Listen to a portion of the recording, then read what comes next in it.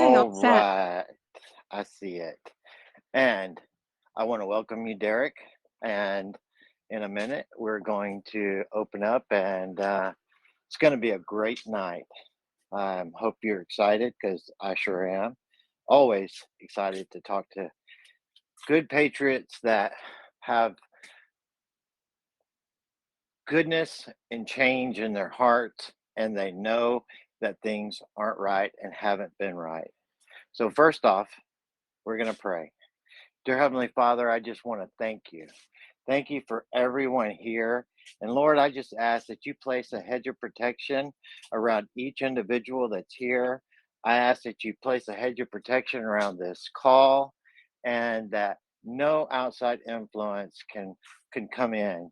Father, we know that you're in control of all things, and we place our trust completely in you because you've got our best interests at heart. And Lord, we love you, and we're here for one reason, that is to bring glory and honor unto you and to show just how much of a wonderful God that we serve. And you always have our best interest, even when we look to the left and look to the right and we don't know where to go.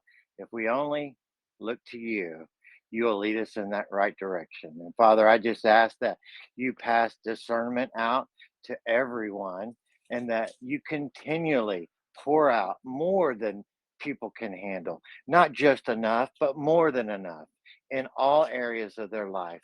And Father, we just know that your word does not come back void. And you have said that we are overcomers. We are abundantly blessed.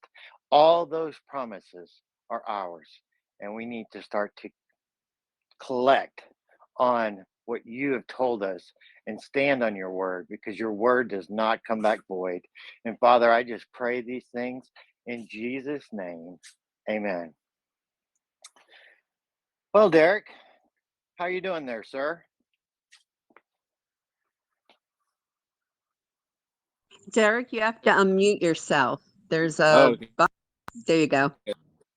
I got to hold that the whole time. No, no, Oh, no, no. Just when it lights up green, it's meaning that it's unmuted. When it's blue, it says muted. It's kind of got a little cross through it. Yeah, it's just a single tap either way. And like Oh, mostly, there I we would go. say just as long as you don't have a bunch of interference going on around you, just leave it open. I just leave mine open. I ask that other people Oh, don't yeah. do that, but with us, we can kind of just leave it open and don't really have to worry too much about it. So, how you doing, sir? Oh, I'm doing pretty good. I'm doing more good than pretty, but so Yes, I do. It's kind of been a whirlwind, hasn't it? it's been a whirlwind. I can tell you that. I'm so honored and appreciative of what everybody said and all the messages I've been receiving. And of course, I'll go ahead and drop it straight out the gate. I've been following you for about 2 years now. I was, you and Scott McKay and Charlie Ward are the first three that I've found and discovered that was confirming I'd already confirmed all of my documents that I'm talking about. I'd already written those per se, but I put them in paper on February 2021. But I'd found you, and I'm like, okay, I'm not crazy after all. I know this stuff. So I wanted to tell you that, let you know that put that on your shoulders. That way you can live with that the rest of the day.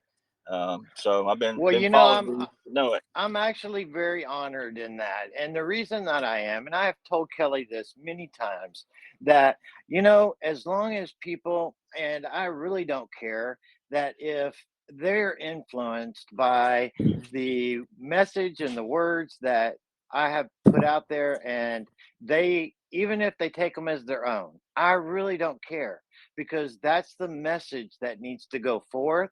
And the more people that hear it, that's all that matters. It doesn't matter who gave it.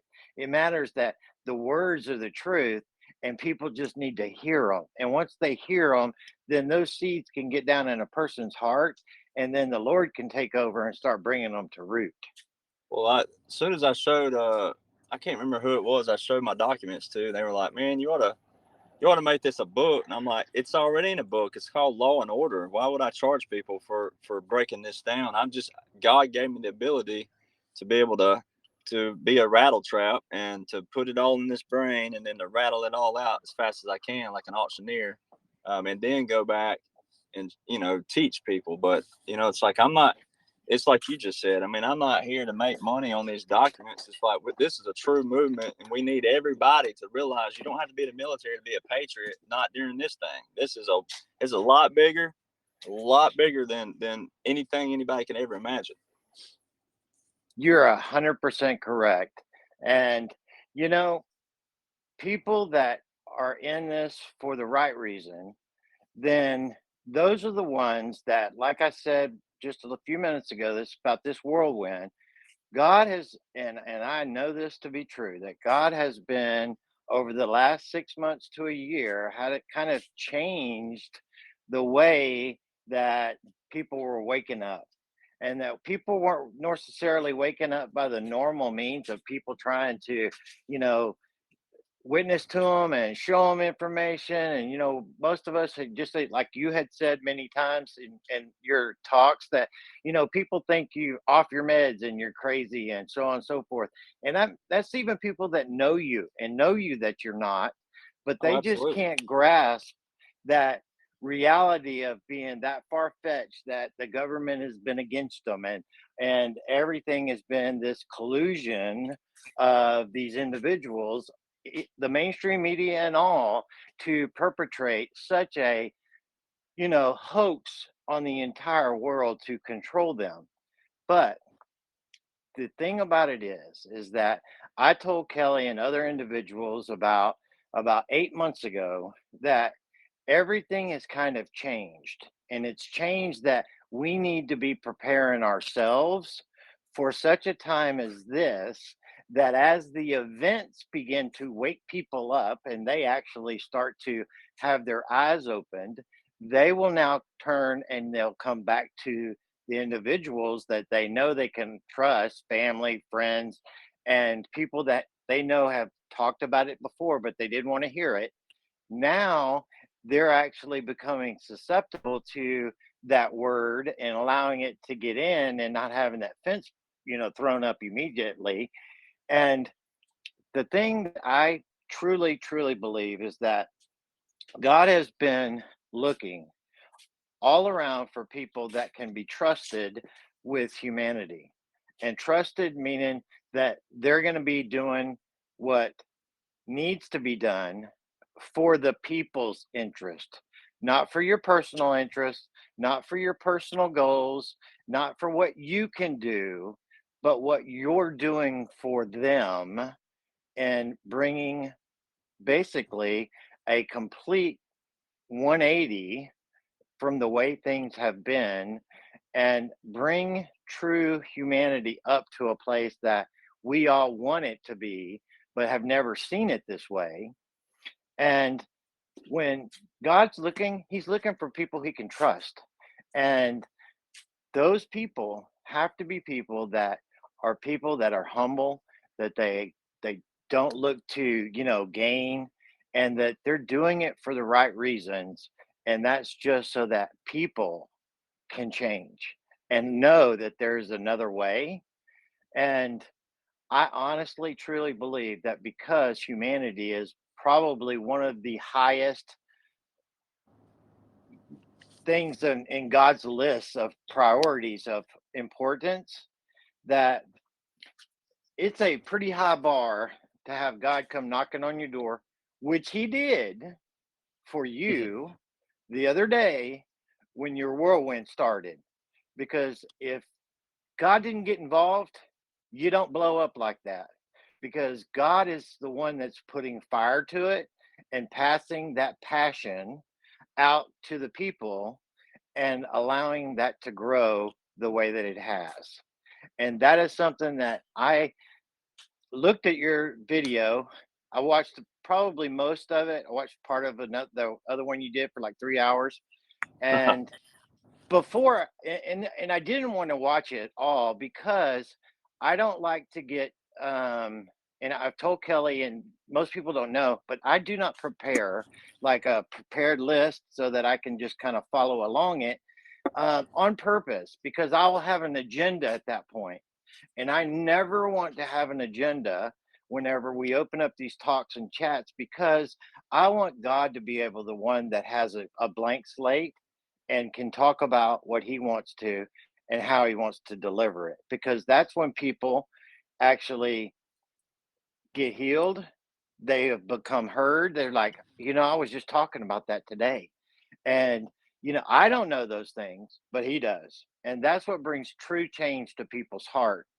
And so, with all this whirlwind of, stuff that's going on, I know it's, with you being in the music industry and things like that, you're kind of familiar with, crowds and that up on a stage kind of platform type deal. But, it's a totally different thing whenever you're actually being allowed to speak into people's lives and bring them to a understanding that they didn't have before. And that is an honorable thing to do, more so than anything, I believe, is to have someone allow you to, speak into their life. And God's got involved in it. God is involved in your life. And, I saw it, and I was like, I want to keep this kind of clean slate-ish. I want to, see where he comes from, what his background is, his MOS, and kind of explain those things to people. And then we're kind of going to go down the road of, you know, what made you see these things through these executive orders, kind of the stuff that's happened that they basically showed us. I mean, I can tell you from all the things I saw, I was like, the military doesn't do this. They don't do that. They do this. They don't do that. And it's like, Right. it's right there in front of you to see. And I've Right been in front telling of people everybody. this. Yes. And it's like, I don't care if you tell me one thing, but if a military person is dressed in the wrong uniform, it's a show, and it ain't what you believe it is. And they're doing it on Desecration. purpose. Desecration to the Yes. uniform. Absolutely. And so, I wasn't in the military. I was associated with the Coast Guard at the beginning of my career. That's search captain. And I captained ships, and I used to do rescues and stuff with the Coast Guard stuff, but as a private contractor, but I worked right alongside them, right? But my son, my father, we have a military family. My son's Special Forces, Army, and, he was a part of the Pathfinder group that, they had Delta there, they had SEALs, they had Rangers, they had, you know special forces from all different, companies around the world, from SAS and you name it. And he was working with all those guys. And so I know the lifestyle of an operator. I know how you have to go through that kind of vetting, because our house had to go through that vetting. I had to go through that vetting for him to be in the positions that he was. He started off with his MOS on military intelligence. And so to go down that road to start with was right after Snowden. And I mean, it was something, dude. So we really had to go through a lot of, that all of a sudden I'd be at my house in the garage with the garage door open, doing something, and a car pull up in the front of my house, and two military guys would get out and walk up to my house, and we want to ask you questions. No prepared, no call ahead of time, and this is how it goes, right? And they did that, I think, 5, maybe 6 times, different times, and finding out that they did that to all my neighbors, because they wanted to know everything about everybody, and it was just crazy town. It's So chaos. absolutely. And then they tell us, when he's in theater, you're not going to be able to reach him. You're going to have to go through the Red Cross. The Red Cross going to have to get a hold of his company. And, commander, if he's actually out outside the wire, then you won't know until he gets back that he won't be able to get the message. So you could be dying in the hospital, and that's just the way it is. That's just life. It is. And so it gives you a complete different understanding and respect for the way the military operates, right? And all of his friends are, special forces. He's living with his best friend in Mexico right now, special forces.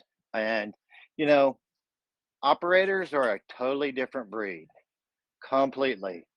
And, so off of that, Yeah. let's get on to you. And so, what was your actual MOS? And kind of explain to people what MOS is if people don't know. So we don't want to assume that people know anything. Correct. Well, MOS first and foremost is a military occupational specialty. So it's just no different than saying what's your job in the civilian sector. So what do you do for a living? Same thing. So what's your MOS? My military occupational specialty was air and missile defense crew member, which the general thesis when we're trying to be all hooah and all this stuff is like we shoot down enemy aircraft, but the other general premises of it is we are experts on military aircraft, their weapon capabilities, ground to air missiles, and also from all their weaponry from missiles, but also uh, machinery as far as their what kind of, if they have any kind of machine gun type guns on their aircraft, and then also just how fast they can fly, because we have to uh, they put us in, like, it's kind of cool in one way. You get to go into a chamber that looks just like a dome with a Stinger missile, and they put on these games you get to play where like a helicopter will pop up or an aircraft. But it's amazing that when you're going through that training, I mean, this is not secret stuff, but it's like when you're going through that training, you got a Stinger missile and your sergeant's already telling, just go ahead and turn around and face the opposite way and catch him when he comes over the middle, because you're not going to catch him coming forward at you. And it's real life time, and that joker will go over you faster than you can think. And so but it's literally like being in a arcade game, but you get to be in a dome. And so you got a Stinger missile, and then you learn all kinds of aircraft, like I said. It depends on what time you're in, what time in the military you're in. So we do 50 or 100 different aircraft. Learn different helicopters, their maneuvers. You also learn what kind of fleet they're in. Like certain kind of formations, kind of like no different than if you play football in high school or college. You have formations you learn. There's all kinds of formations and movements that aircraft do, and then the guys on the ground, what they're doing. So we had to identify within 10 seconds, was 5 seconds, the aircraft, and then 10 seconds when you're taking your test. They kind of, I think I remember it was 10 seconds, but you had 10 or 5 seconds to identify that aircraft. And I'm talking about, they made you write it down. You had to remember what it was. You had to write it down, and they were already showing you another aircraft. So if you fumbled and you're like, oh gosh, that was a UH-60 Black Hawk. What if you were like, oh, that was a UH-60? Oh gosh, what blah? And you fumbled, you're already on the next aircraft. And they might show you a wing they'll show you a wing of an F-15 out of a cloud. And you have to identify just off of that wing, okay, that's an F-15 Eagle. And then, next aircraft. So it's you got to be that keen in the military. And that's just my one occupational specialty. Like you said, I mean, there's so many different MOSs in just the Army, the Air Force, the Marines, and the Coast Guard, and then the Navy. Every branch has all these different divisions. And I really think there's a disconnect between, that's what inspired me, is just the fact that there's a disconnect between the appreciation of military. Not that you don't appreciate, or not that people don't appreciate the fact that, oh, they fight for our country, but it's always this, get on your social media on Veterans Day or Memorial Day or the Army's birthday or the Marines' birthday, and you post these little flags and you post that we're the most elite military in the world. But when a guy like me wants to talk military law and regulations and orders, things that really matter deep down, that matter, that actually do protect you, oh, I'm off my meds and all this other stuff. So it's just wanting to bridge that gap between we're not a bunch of dumb grunts. None of us are. Even if that was a last resort for somebody, it still don't make someone a dumb grunt that don't know what's going on. The way that a military service member served for the right reasons and knows what's going on is when they do quote the Uniform Code of Military Justice, military symbols, which are things like the inauguration I talked about. And then, you don't have to know code language. You don't have to see the optics yet, just the general premises of law. And I know that's why God called me, was to break down the law and order first. And if you can ever learn that foundation and learn what military actually does on a daily basis and a weekly basis, a monthly basis, and a year, then you can understand that this is a monument. Well, it's a biblical, historical, monumental, covert operation.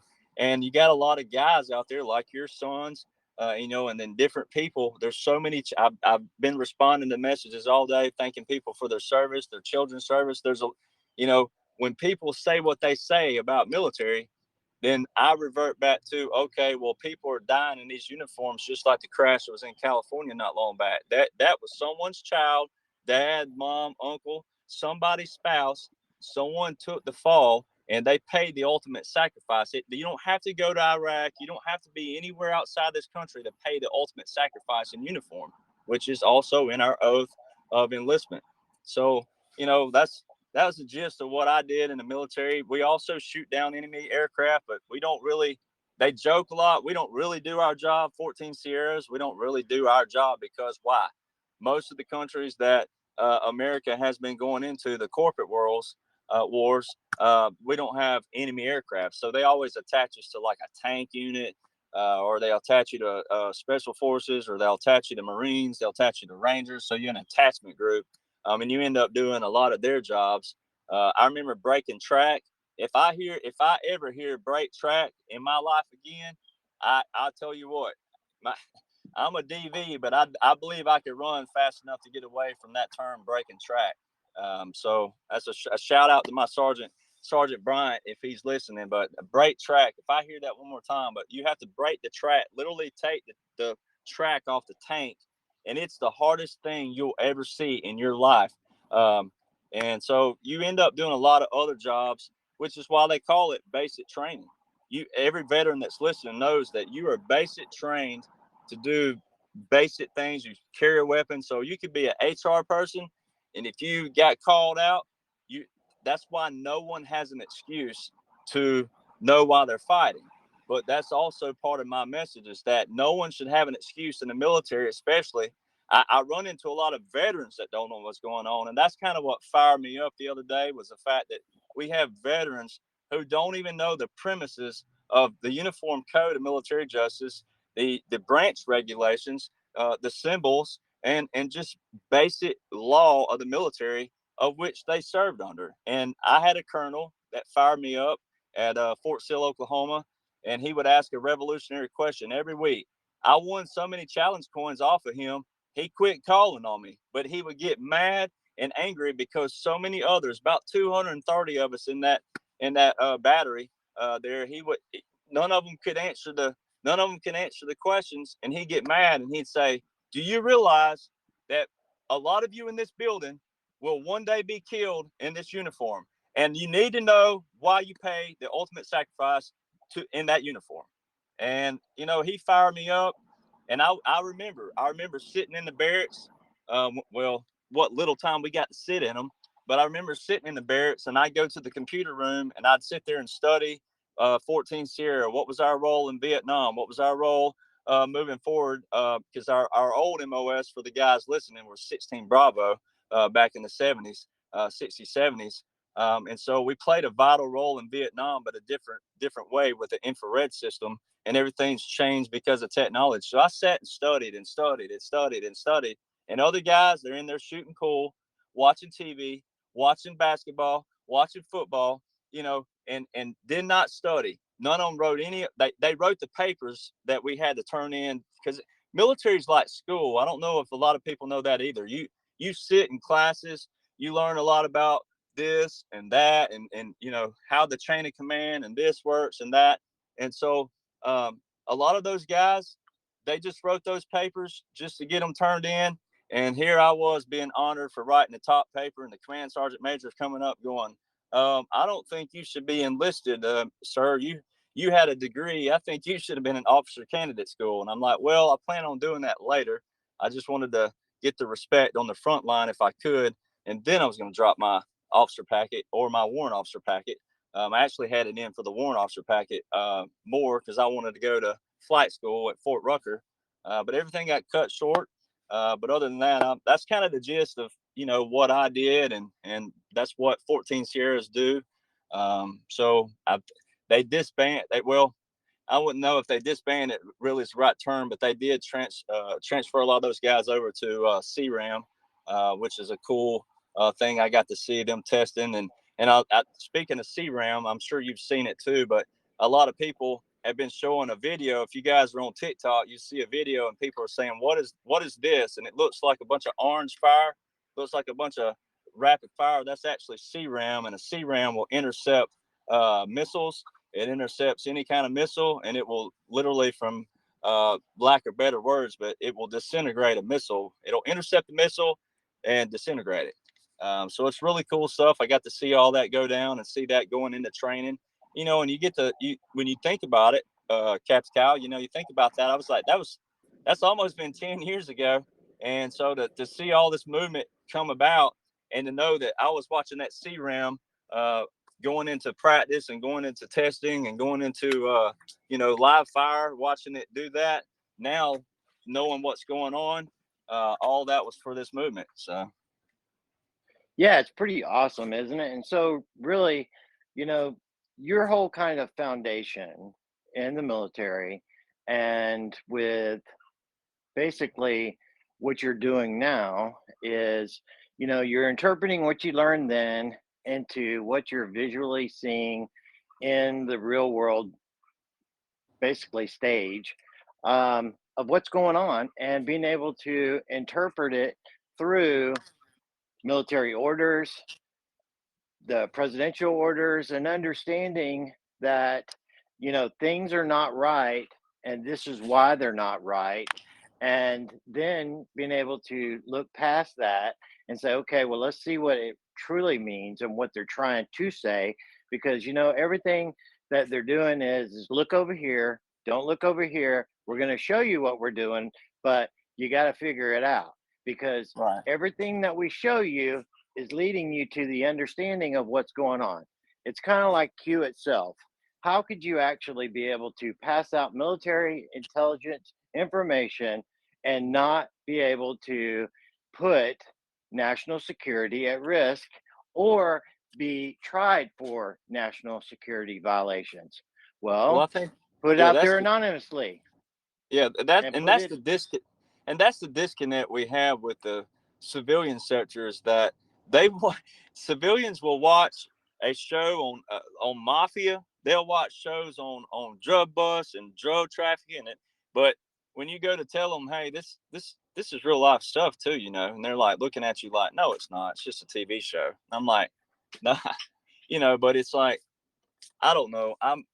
I guess what got me the most was the fact that it is straight up law and order, and like you're saying, I did all my studying, and I'm gonna put some more weight on your shoulder right here just to let you know. But when I started figuring out the puzzle, I had been suffering with depression because I wanted back in. I went to two different generals, a 3-star general, and another general, a 2-star.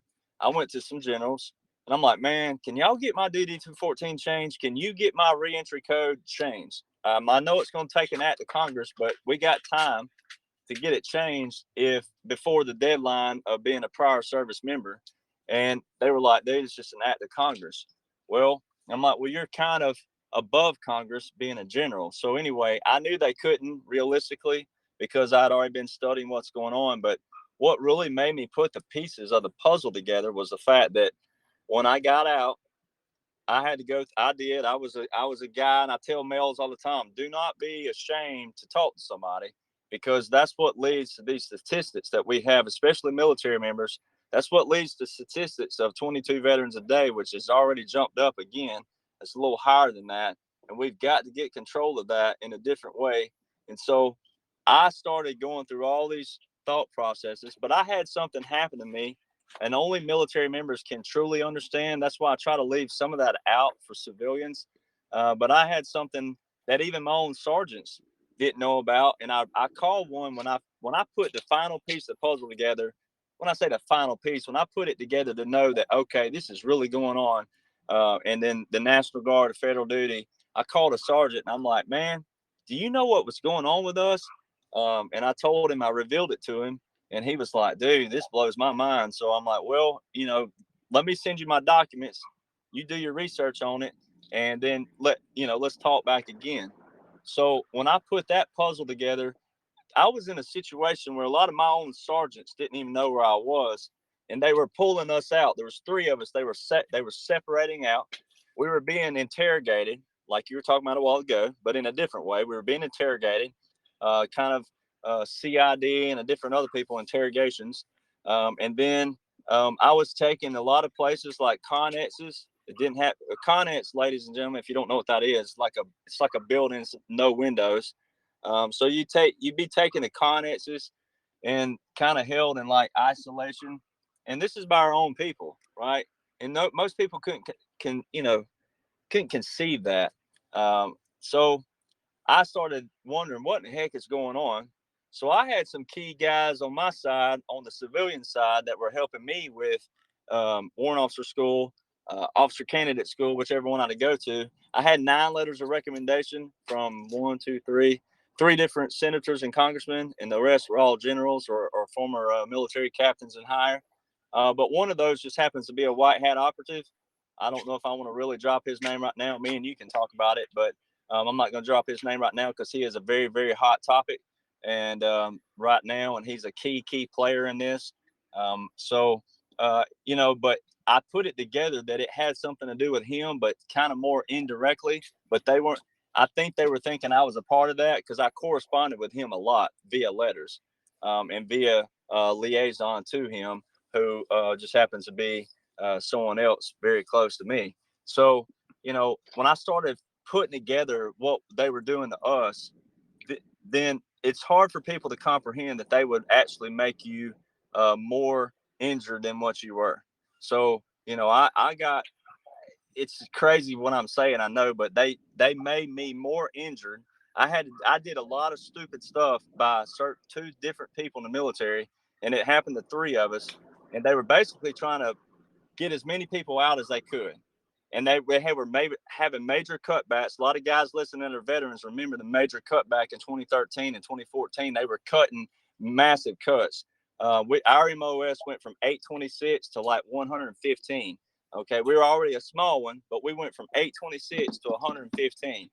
So there's a lot of cutbacks. There was a lot of chaos, like you were saying a while ago. And another thing that really put the icing on the cake, and you know this very well, especially with your children being in the military. There's one thing that a general won't and can't do by oath, and also by that NSA that you're talking about. But a general, I remember our general, and I can't remember. I don't remember his name. He was there briefly, but he straight up said, he looked down at his chaplain, kind of like I do with my mother, and I apologize. I say, I'm sorry, Mom, but I got to say this. But he looked at his chaplain and said, I don't have any TV here. I have no press here today. I'm going to say this. And he specifically said, I'm not, he said, I'm not going to obey the orders of this effing president. He's going to send all of you into effing, danger. And he was talking about Syria.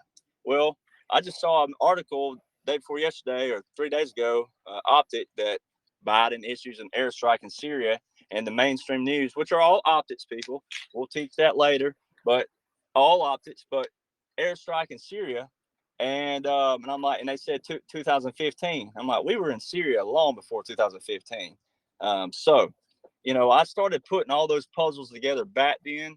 And then when I discovered you, and I discovered Charlie Ward, and I discovered a few others on Telegram, I started putting together those pieces and going, okay, here's these orders, and here's this, and here's these orders way back here under Obama, and here's what was going on with me and what they were doing with us. So when you go read Obama's executive orders, you will see everything in certain orders with Syria that they were doing with us, and also court martials. All the military members here know what courts martials is.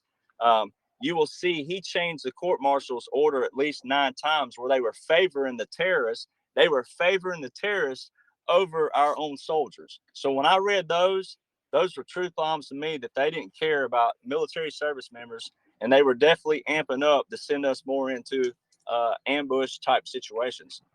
So I know that's a lot of load to carry, but a lot more military members will understanding a lot more. But that's how I started putting the pieces of the puzzle together, because I didn't want out of the military. I didn't want a music career. I wanted to be in the military. I wanted to make a career out of it. And so when they cut me short the way they did, that fired me up even more. And that fired me to read. I mean, you know how it is, Captain Kyle. I mean, one executive order, if you don't have your coffee that morning, one executive order can put you to sleep. So, you do have to you have to do a lot of reading and a lot of research. And a lot of people, their attention spans just so I was like, okay, well, if people won't read it, that's what led me the other day. I mean, it was really this fast. My buddy was texting me. He said, man, I'm trying to repeat this stuff to people and they just don't get it. Now they think I'm crazy. Now they won't come to church. And, I'm like, well, look, I'll throw my pants on, my shirt on, and a ball cap, and I'll go live in 5 minutes. I don't have any time. I don't have any kind of data on my phone. I can't send a video that long. It's going to be a lot longer than so I said, I'm going to go live on Facebook. Maybe 5 people will watch it and think the others will think I'm crazy, but at least you'll be able to share it and tag them in it. And voila, here we are. So, that's it's a great story to, show people the real facts about what's really going on, because you're not telling what you think you're telling it from your own personal experience. And when you're telling it, people from your own personal experience, it gives a different, ownership to that information, right? And yeah, people have a hard time believing those kind of that kind of information that the military, from the top, meaning the commander in chief at the time, was doing everything within his power to undermine the organization of the military, get out leaders of the military that were not yes men and that questioned orders that needed to be questioned. And they wanted people that was just there with no mindset of their own, just do what you're told and don't question anything. And so, you know, back then, like you're talking about in Syria, back in 2012, 2013, and even a little bit earlier than that with the CIA, which it's all a part of the whole kind of mix with everything, that, you know, Syria, Benghazi, all of those things basically was our government doing stuff they shouldn't have been doing, covering it up, and at any means necessary. So, you know, people, if you don't know that your government was about to take you down, go start looking up documents from Jade Helm. Jade Helm was an operation where the military was basically planning to use that as a means of basically terrorizing the country and taking it over from within, without you being able to do anything about it. And so it was a it was a huge deal. I was out posting about this stuff back then. My son was military intelligence along with, being special forces. And he was contacting me going, hey, dude, what the fuck are you doing? Excuse my French, but you're getting me in some serious hot water here with what you're doing. That's how much they knew exactly what I was doing and that they weren't happy about it then. So if Donald J. Trump would not have been sworn in and became our president, then there was a list out there of individuals that if Hillary would have become actually the president, you wouldn't be talking to me right now. I was on one of those lists. I was going to say, I'm going to exert something real quick too. Like the reason why what he just said, ladies and gentlemen, when he said Benghazi, all right, air and missile defense, Stinger missiles, that's exactly what happened with Benghazi. Whenever Hillary, when they sold Benghazi, Libya, when they sold our equipment off, let me go back to. I'm sorry, Captain. I didn't mean to interrupt you, but I just wanted to add. No, I led you there. So that Stinger missiles, right? Stinger missiles. Let me tell you a little bit about Stinger missiles. Not secret information. A Stinger missile. Whenever you engage on a Stinger missile, so you got there's 3 different triggers on the Stinger, right? So whenever you engage on that last trigger, whenever it spins that little battery up, when that little computer starts rolling, a Stinger missile, ladies and gentlemen, will track an aircraft that pilot has 17 seconds. 17 seconds to outrun it, or he better eject, or he's going to the other side quick. A helicopter cannot outrun a Stinger missile. It can't. Our best aircraft, our best pilots in the Air Force and the Navy, and those fighter jets, the best pilots are the only ones who can maneuver, and they need a lot of air and a lot of fuel to do it. So that's why it really pisses guys like me off even more to sit there and watch Hillary way back when she did. Why does it matter anymore? Yeah, because we could not send in help for those guys, because guess who had the Stinger missiles? So how do you run a rescue operation? Helicopters. There was no way we could get helicopters in there to rescue our guys, and they left them in vain anyways. Like, I would at least get on a helicopter knowing I'm going to get my brothers and sisters out versus letting them die in vain and letting them die at the stake. So that's why it really pisses guys like me off and veterans on this post listening to, for the fact that you still go no matter what. And we didn't go. And it was my MOS and the Stinger missiles. So it really hits even more home. So sorry for interrupting. I just wanted to make people know that that's what Benghazi was also all about with air and missile defense. Absolutely. And how it led back to Benghazi was those Stinger missiles were supposed to be at the Benghazi um, uh, embassy, and that they had those there. Those had numbers on them that tracked exactly who had them, when they were made, everything about them. And so what he was just saying to you guys is very important, because a helicopter was shot with one of these missiles, but the individual that was shooting did not know how to arm it. And when they didn't arm it, it did not explode, and it shot into the helicopter, stuck in the helicopter, and it had all that information on there. And so they could not allow that information of those being at Benghazi at the embassy, and that trail led back to the State Department, back to Hillary Clinton, back to Obama, and the whole freaking mess of it all. And so they had basically our ambassador X'd off on purpose. This is what was so so pissed off for some people, that when she was there, just like you said, what does it matter anymore? Well, it matters a lot, because you individuals did that on purpose. You murdered them to cover your tracks. And so that kind of stuff really really irks me. I've been doing this a long time. I know a lot of information, just as you guys have seen over the years. And, we as individuals need to begin to, take a stand in what we believe, no matter what, because you don't get this opportunity again. We're in a point in history of something that has never happened and will never happen again in the history of this country, period.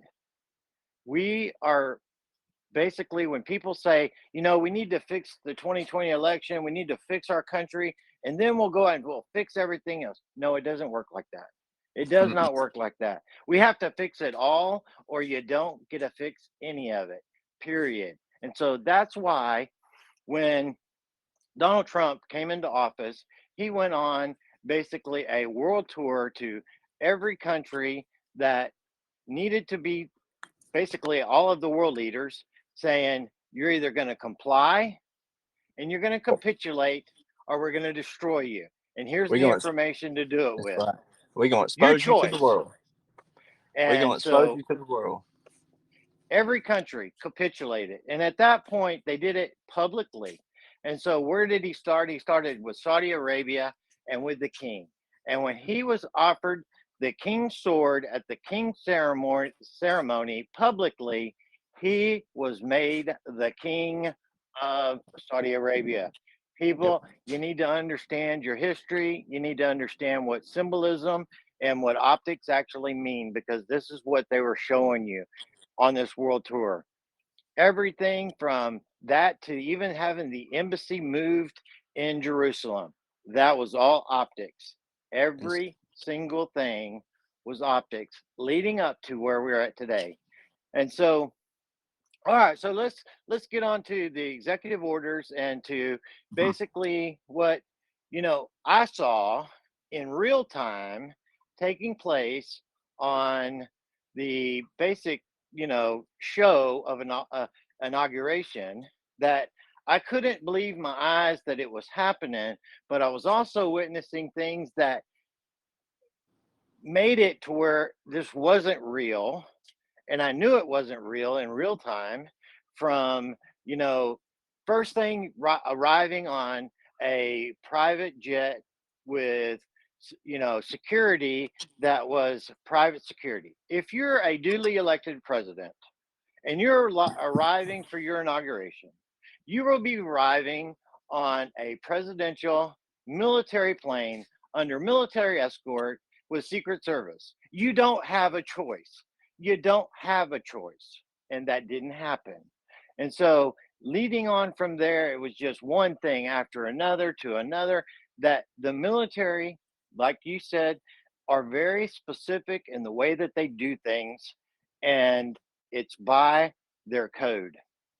And if you know their code, you know what you should be expecting to see, and you don't see it, that should be a huge red flag. Huge. Why are they doing what they're doing? And what does this really mean?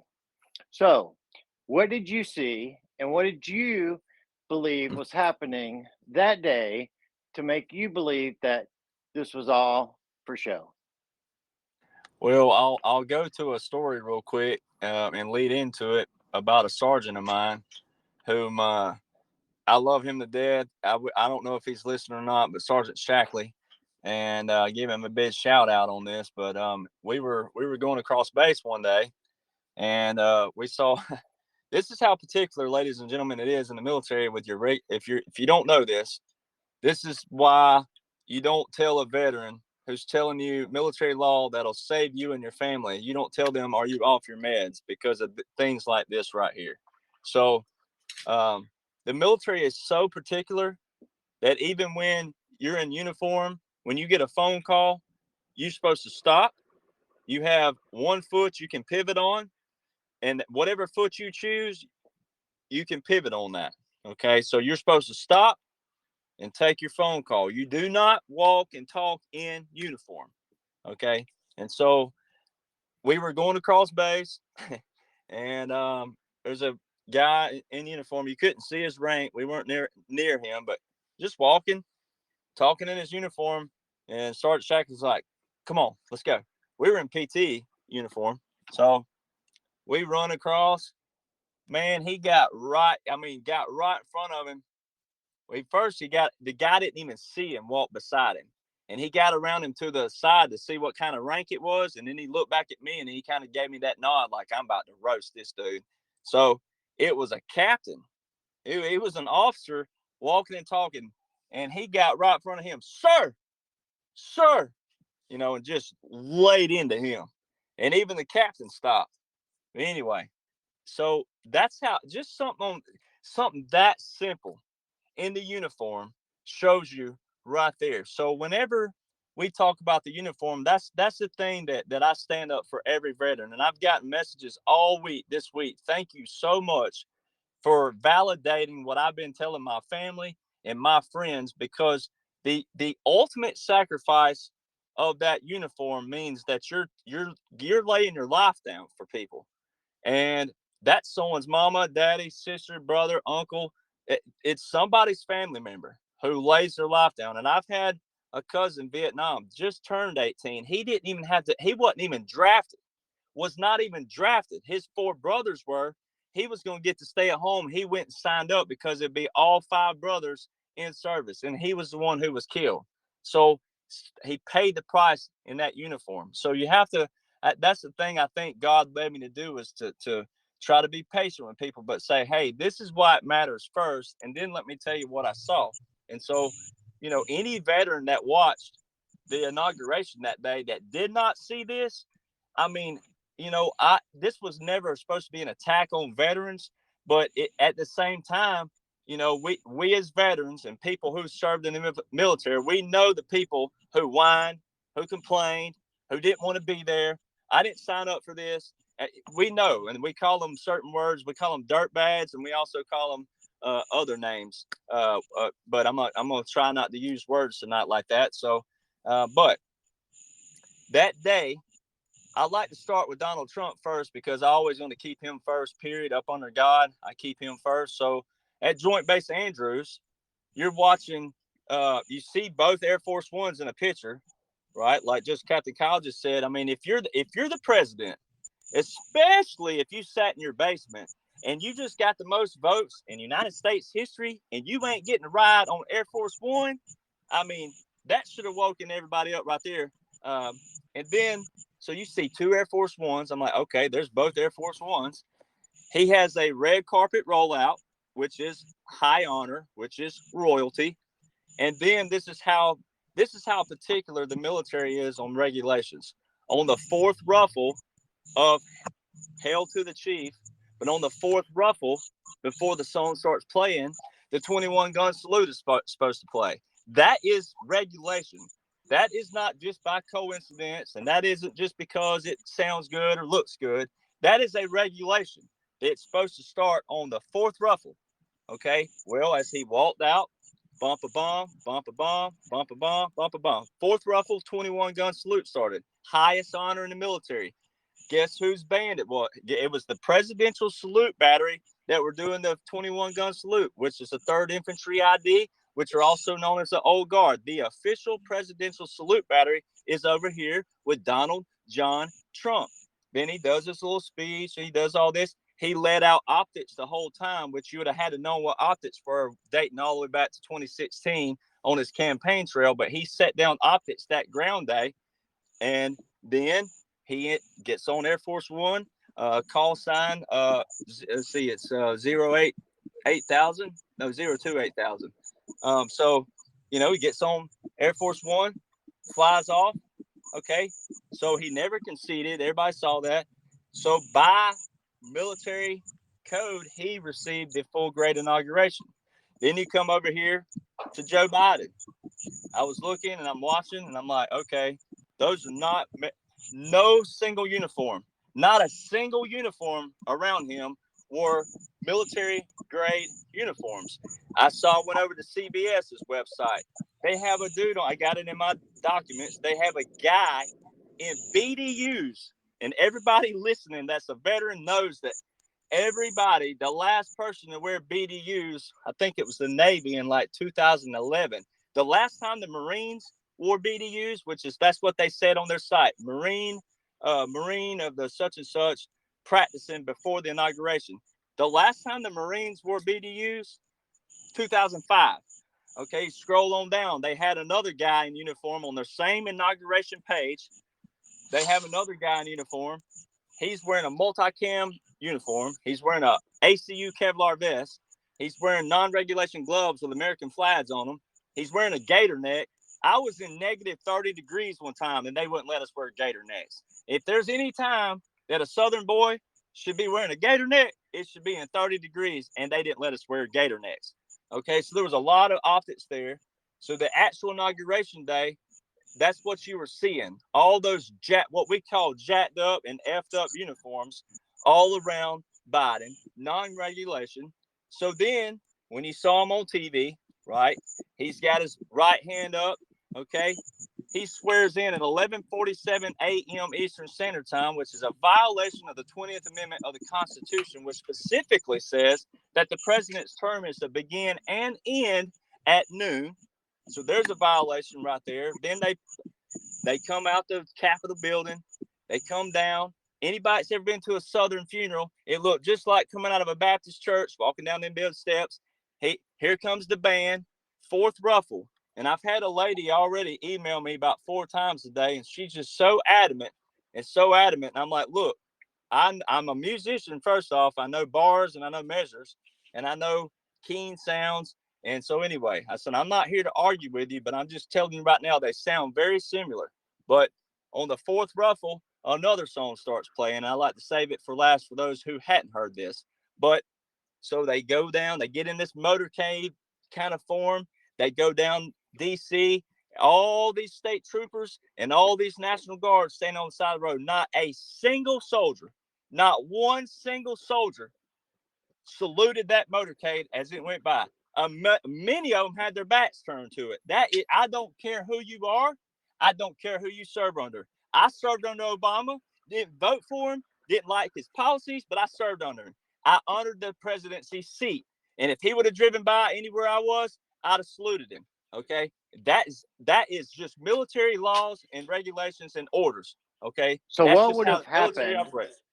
So what would have happened to all those military men that actually turned their back? They didn't just have their back turned, but they actually turned their backs to the so-called commander in chief driving by and did not actually stand at attention as required. What would have happened to each one of those soldiers? Every single one of them, first off, would have gotten the best butt chewing you've ever seen in your life by every single, not just an NCO. If there would have been a sergeant major there, a command sergeant major, they would have got the best butt chewing you've ever seen in your life. Then they would have been court-martialed. They would have gotten an Article 15. They'd have been stripped of their rank, and they'd have got extra duty, probably 2 or 3. I've never seen extra duty any less than 3 months. And they would have been out what we call sweeping rocks or sweeping sand. They would have been doing some real stupid stuff you've never seen in your life. That would have been a highlight. Now I always tell the story. I was at Fort Sill, Oklahoma, and I saw 2 privates walking on the side of the road. Here comes a little van, and this is military people. They have little vans, right? And they got these little antennas on the front, and they'll put a flag on the front of that antenna, and then on the front where you put your Texas Longhorns or whatever your team you like, you put that little tag in the front. They swap it out depending on who's in there. Okay, so you have that tag right there. Well, they'll put in colonel or whoever's in there, general, colonel. Well, these 2 privates are walking down, and all of a sudden they weren't paying attention, paying attention to details. They slammed on brakes and the back door slung open. It was a sergeant major. He jumped out and he ran just like Shark Attack again, right up to those soldiers and started, dogging them out because they weren't paying attention. And the colonel's sitting in there. When the colonel drives by, when a general drives by, you turn at a position of attention, like you just said, and you salute. And if he don't see you, you stand there and salute until that vehicle runs out of your peripheral vision. And if most of the time he's watching, he'll salute you because they like that. They like to see if soldiers are paying attention to detail. So when none of those National Guard, that would have been a lot of people going home. But before they went home, they'd have been packing with strip ranks and all kinds of other things. But they probably would have stayed in just for the fact they would have let them get some Article 15s and some extra duty and teach them a lesson. But that's what would have happened.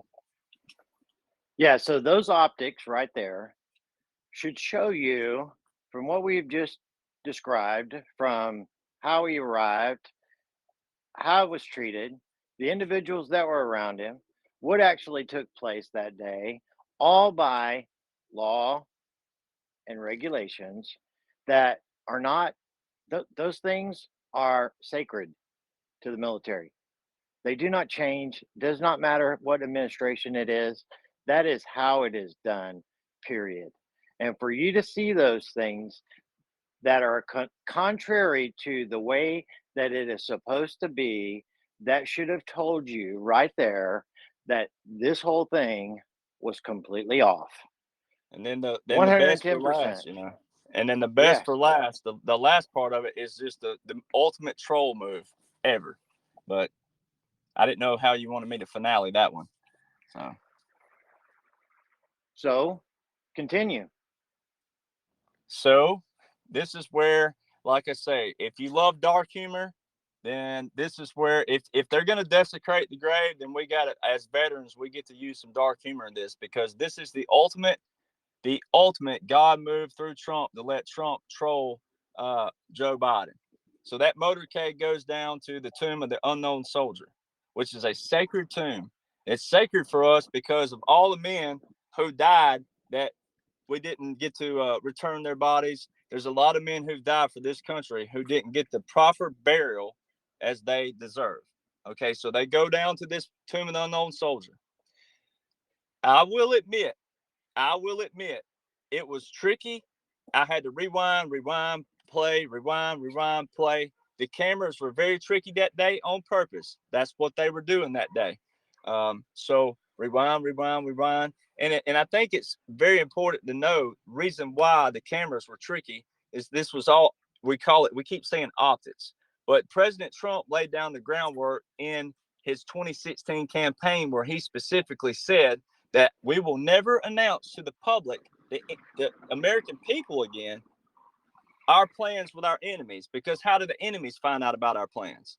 So I think it's very important to note that this all happened and they wanted it to happen that way. For the people like me who were watching what was going on and we got it. But the ones that didn't, they wanted everybody to keep going about their business where the military can operate and not have the good old boys and the Barney Fives out in the street, not knowing what's going on and getting in the way of things. So I wanted to exert that real quick. So the optics were very, very tricky. All right. The camera bounced back and forth. But the thing that gave it away the best was a 3-volley salute. It's called 3-volley salute, VOLLEY, like volleyball, 3-volley salute. It's 3 pieces of artillery, 2 for firing, 1 for misfire. Okay, so they kept swapping back and forth when they started the round fires. Okay, so they didn't start the round fires where?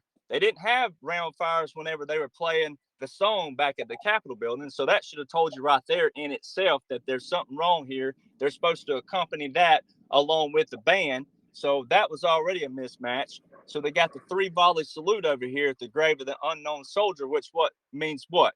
Even if you don't like Joe Biden, it means a peaceful time period because he would be dying if you knew what I'm about to say, if you haven't heard me do this spiel already. A 3-volley salute is for funeral services only. Now, for a guy like me and Captain Kyle's son, they're not going to pull out artillery pieces at my funeral. They're going to have a 21 regular gun salute. But for when you get to guys like the generals and people, the presidents, they'll have an artillery celebration for their lives because of the rank they made it to. So the cameras started being tricky. If you go back and watch the inauguration videos in my links, you'll see them. It's very tricky, I will admit. But then you have to listen to audio. There was not a 21 gun salute. There was a 13 gun round fire. Okay, when you go to the chart, you have a 21 gun salute. Then it starts round fires 19, 17, 15, 13, 11. I think it's 9 and 5. But so 13 is what the number was that day. Well, when you go to the chart, you go 13. Okay, there's 2 columns. There's a rear admiral and a major general. Well, we know Joe Biden was not in the military, so that scratches those out, period. Then you go over to that same column. The song they play for the rear admiral and the major general is Honors March 2, 3, and 4. Well, those are scratched out. So we know we didn't hear Hail to the Chief, and Hail to the Chief is very tricky. I will admit with the next one I'm about to say. The time stamps, which is also important, as Captain Kyle will tell you, time stamps are very important. But the time on Hail to the Chief and the time on this next song, it's a little faster. One's faster and one's slower. And you can tell the difference if you'll study. Just they're very similar. I will admit they're tricky. And I hope the ladies listening, it's not an attack on you, but I tell you what, there's no loophole on these things. I promise you that these have been brushed over with a fine tooth comb. I promise you. So it's Honors March 1, Minister Resident. Okay. Well, what is a minister resident? That's what's in the second column. Well, over at the Capitol building, that's the song that was played, Minister Resident. Okay. I mean, for Minister Resident, the Honors March 1. So Minister Resident is someone who takes up residence in a foreign territory.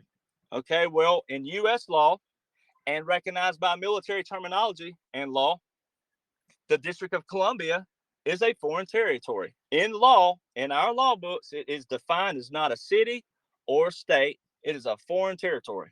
Okay, so Joseph Robinette Biden Jr. received a full grade military funeral service. the ultimate teabag in his face from Donald John Trump. Donald John Trump is your commander in chief, ladies and gentlemen. Absolutely. 110%. And, by optics, he had to do what he had to do so that these things could actually be done by the military, which the military that morning, actually on national TV, I posted it today, um, basically said that this is going to be a peaceful transition of power to the military. Didn't mess it up. He said it exactly the way it was, 100%. And for people not to get what they showed and what they have told you, you have to understand that they are doing everything within their power to let you know that they got this. They have had this before it ever started. I posted documents today and last night of the continuity of government, the wartime president, all 5 basic parts to it. I posted the documents from FEMA of the continuity of government that was in there, and that continuity of government, based on the generals, based into quadrants of the United States, and how it was to be done. Basically, FEMA's real role was to have continuity of government if we ever came upon an attack. That was released 3 days before Trump took office. 3 days before he took office. This was planned down to the T, not missing one thing. And like I said, as soon as he came into office, he immediately went on a world tour to put things in order before ever getting started with anything. So, with what we've seen so far and what we know as far as the resident and with Donald Trump, that basically he's got to be out of the public's eye and that he is not doing anything that would lead to the military at any stage taking over. This all has to happen on a resident's watch, which it is. But it was also, if you go back and you read the 16-year plan that they had, and this is where, Derek has talked so much about having to read, understand documents. They're all out there. This can all be validated by just going out and doing the research. That their 16-year plan was exactly what's being done right now, but it was done in a way that sped it up so fast that it couldn't be hidden. People were able to see exactly what was happening, but at the same time, exposing the deep state for who they are, what their intent for this country was, and basically doing it in a way that they're able to control the narrative to a point that it never gets out of control, because this is what's considered to be organized chaos. And in organized chaos, it allows the military to do what they need to do behind the scenes to reestablish the country the way it needs to be, and not have people out on the streets, like you said earlier, with the Barney Fifes and so on and so forth, out trying to take back the country. If Donald J. Trump ever felt the need for armed Americans to hit the street and to take our country back, that it was that much in jeopardy, all he would have to do is make that announcement one time, and we would have our country back done by noon tomorrow, and everybody be having freaking, barbecue and beer by 2, because nobody could stop 150 million armed individuals inside of our country that goes from their own cities, and so on and so forth. every cop, every person that was there would be like, "Oh, I'm on that team over there," immediately. So there is no threat to our country. They have it under control. I think there's things that are about to happen that are going to potentially cause people to want to take to the streets. Do not take to the streets. Do Period. not. They want Have, you to. Do not. don't do I'm it. telling you, no. And I believe that this whole thing with Trump and what's going on right now is a setup to basically pull him off of the stage and put him into custody. And I believe that they're going to charge him. I think that they're going to actually, arrest him, so on and so forth. And they're going to try to make people want to hit the streets. Do not do it. Don't fall for that. It is 110% under control by the military. They got this. And basically, if there is any rioting, so on and so forth, the military is already out there and they will squash any of it.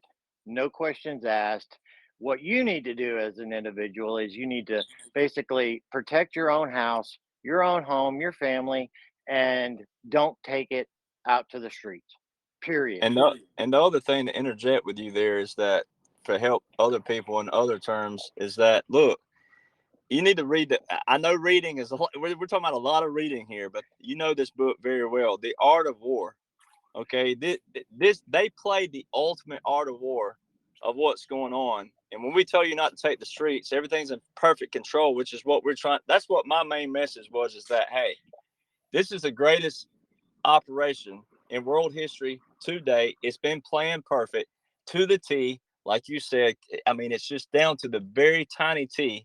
And so what they're doing to the enemy is they're making the enemy damn themselves. Instead of doing a martial law takeover or a full-fledged military takeover, what they're going to do is arrest Trump, get him out of the picture, and that way no one can blame President Trump for what the military has to do. That's the ultimate like cue card, but also the ultimate art of war right in front of you. If you've never read that book or if you don't know much about it, it's the ultimate move to get him out of the picture.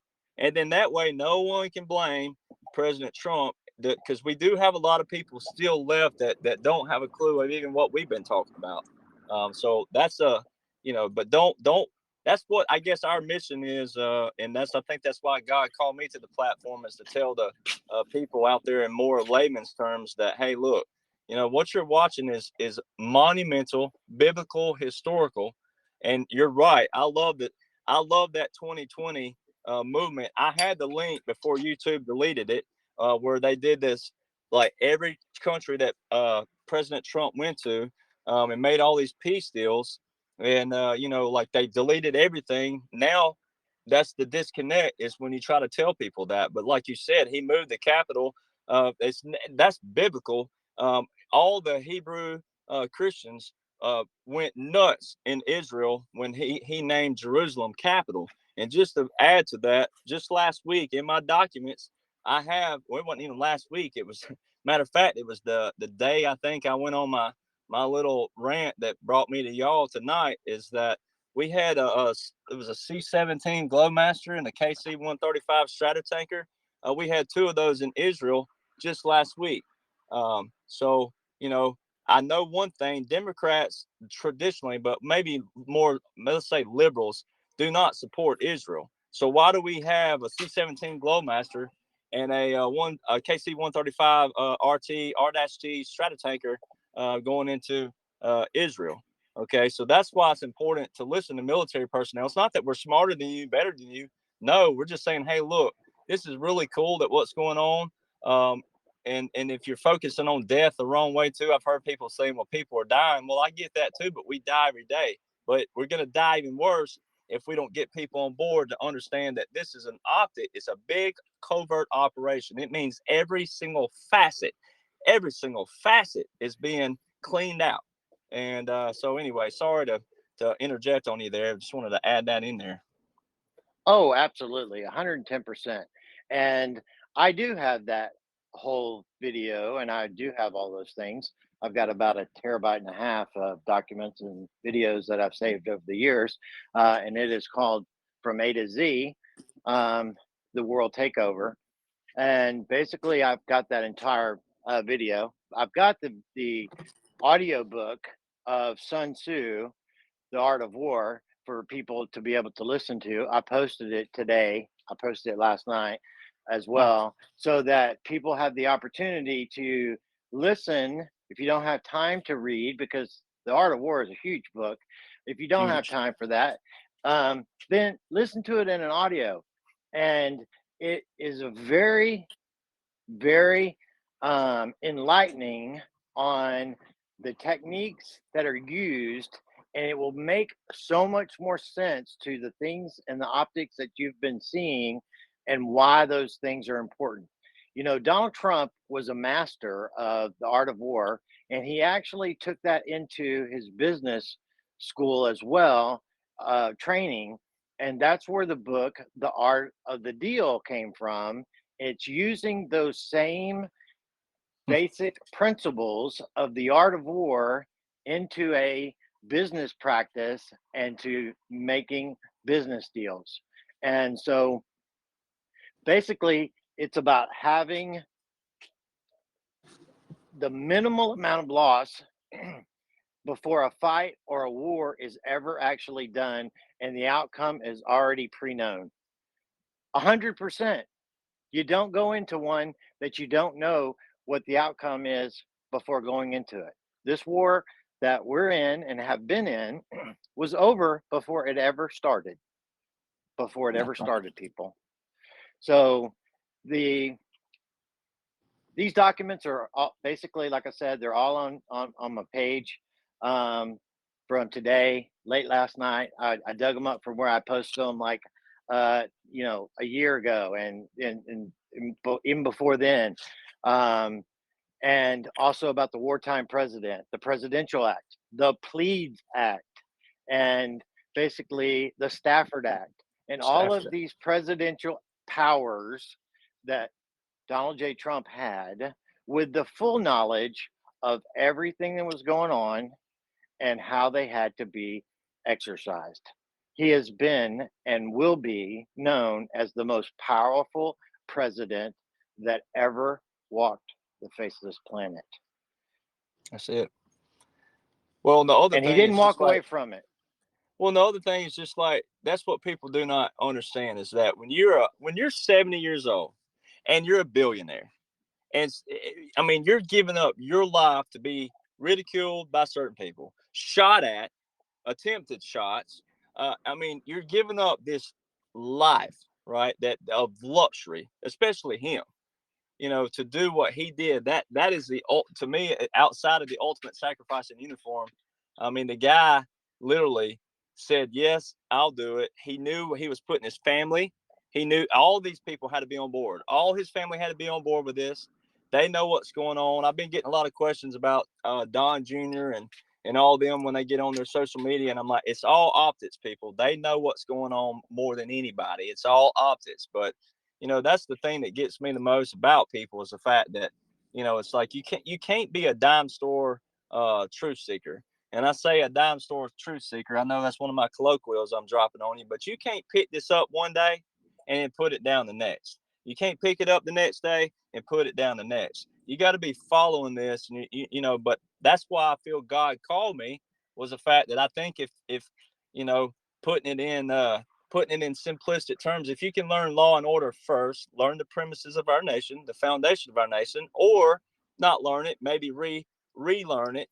Maybe you need to brush up on it. But if you can learn the general premises of our foundation first, don't worry about Q drops and all the stuff that we've been following a lot, but just the simplicities of law and order first.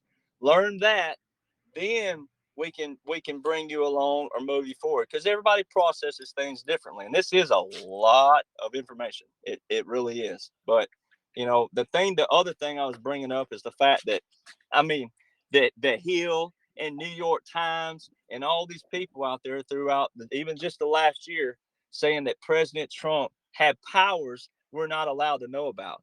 what powers were not allowed. Same president. All presidents have the same powers. It's the same codes. It's the same constitution. It's the same laws and orders. So that you got to watch little things like that. There's no such thing as, like, everything he did was by law and order. So it's like I was And talking he tells you to. this over and over again, that I Well, am the president of law and order. well, and he Period. said. Well, and he said that's the optics he dropped for everybody, like we were talking about earlier. It's right in front of you. He dropped so many things. He said every evidence and crime will be displayed to the public in full accordance to the law. Okay, everything he said. Well, when the liberals last year said, you lost 59 of 60 circuit courts. Yeah, I guess so. When they're all Obama and Clinton and Bush appointed judges, I reckon so. So, and last I checked, it ain't the courts who declare the president. So, that's why he told Joe Biden, the actor, even though that was optics, be careful what you wish for, the 25th Amendment. So all these things were optics. They weren't play on drama for you. Those were optics for you to be following this mega piece. So you can't be a dime store truth seeker. You got to be a full-time truth seeker. You got to be a full-time law and order reader. And we can't make you read it. We can just help you, but we can't make you read it, So that's what fired me up the most, is that I can't make you read, but I also can't come to every household and sit and do a 3 or 4 hour spiel, which I am very impressed that my 3-hour video is up to 100,000, 103,000 views. That says a lot for the sake it's 3 hours of me being a half comedian, a half truther, but but still, I don't know. It's the fact that all the Gitmo stuff, Biden talking about he could shut down. Hey, I'm going to shut down Gitmo. Ladies and gentlemen, he could take one pen. If he was really president, all he need is one pen, one stroke of the pen. Boom, he could shut it down if he was president. Why hadn't he?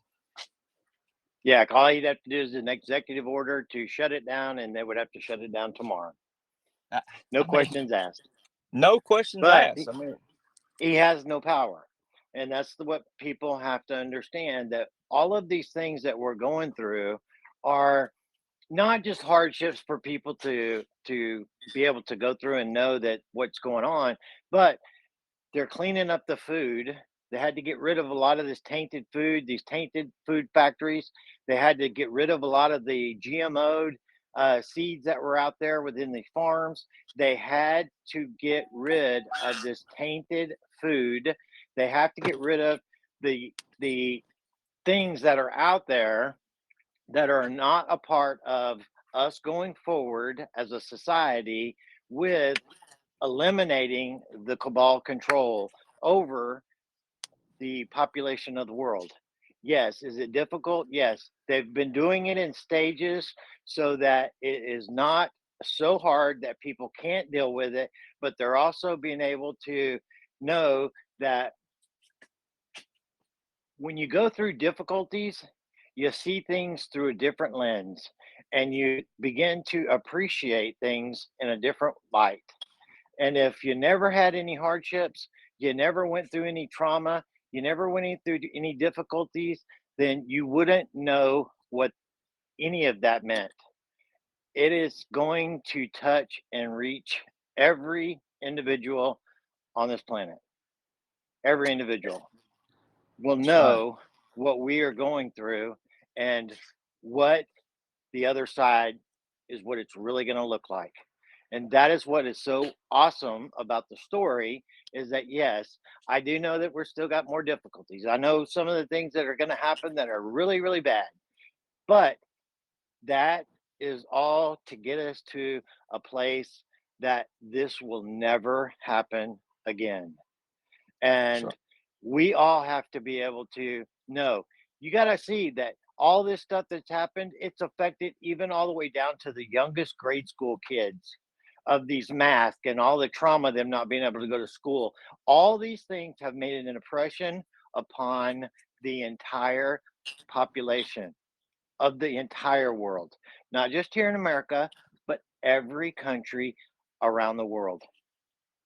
And when they are showed a different light, it will become something that they will cherish and not want to ever let go of again, because they will know that this is the alternative. This is what we could have had.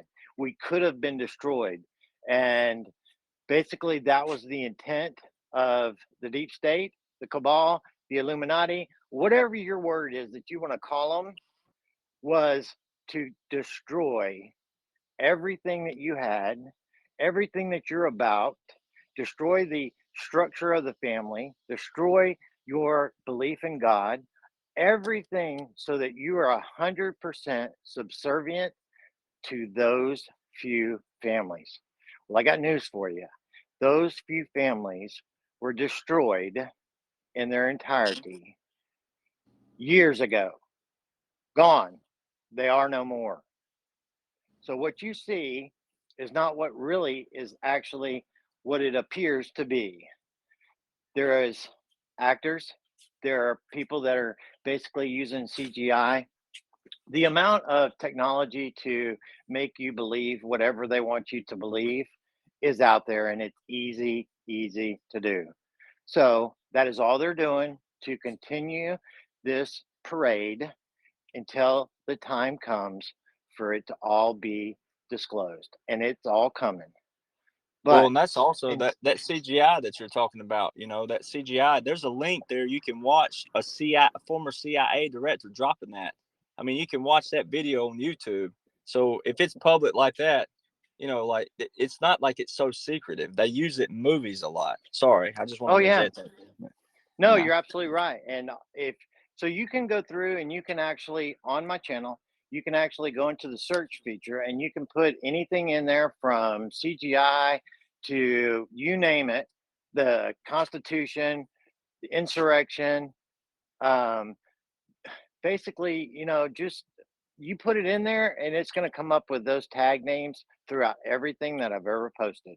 And it's a lot of information, but I implore that for your benefit, the more you know, the more peace and mind that you're going to get as times get darker, because they're going to before the dawn. If you have this in your heart and know what God's intent is for you and what God's promises are for you in your life, then God is not going to be mocked. They're not going to win. It is already over. And God has already set all of this in motion.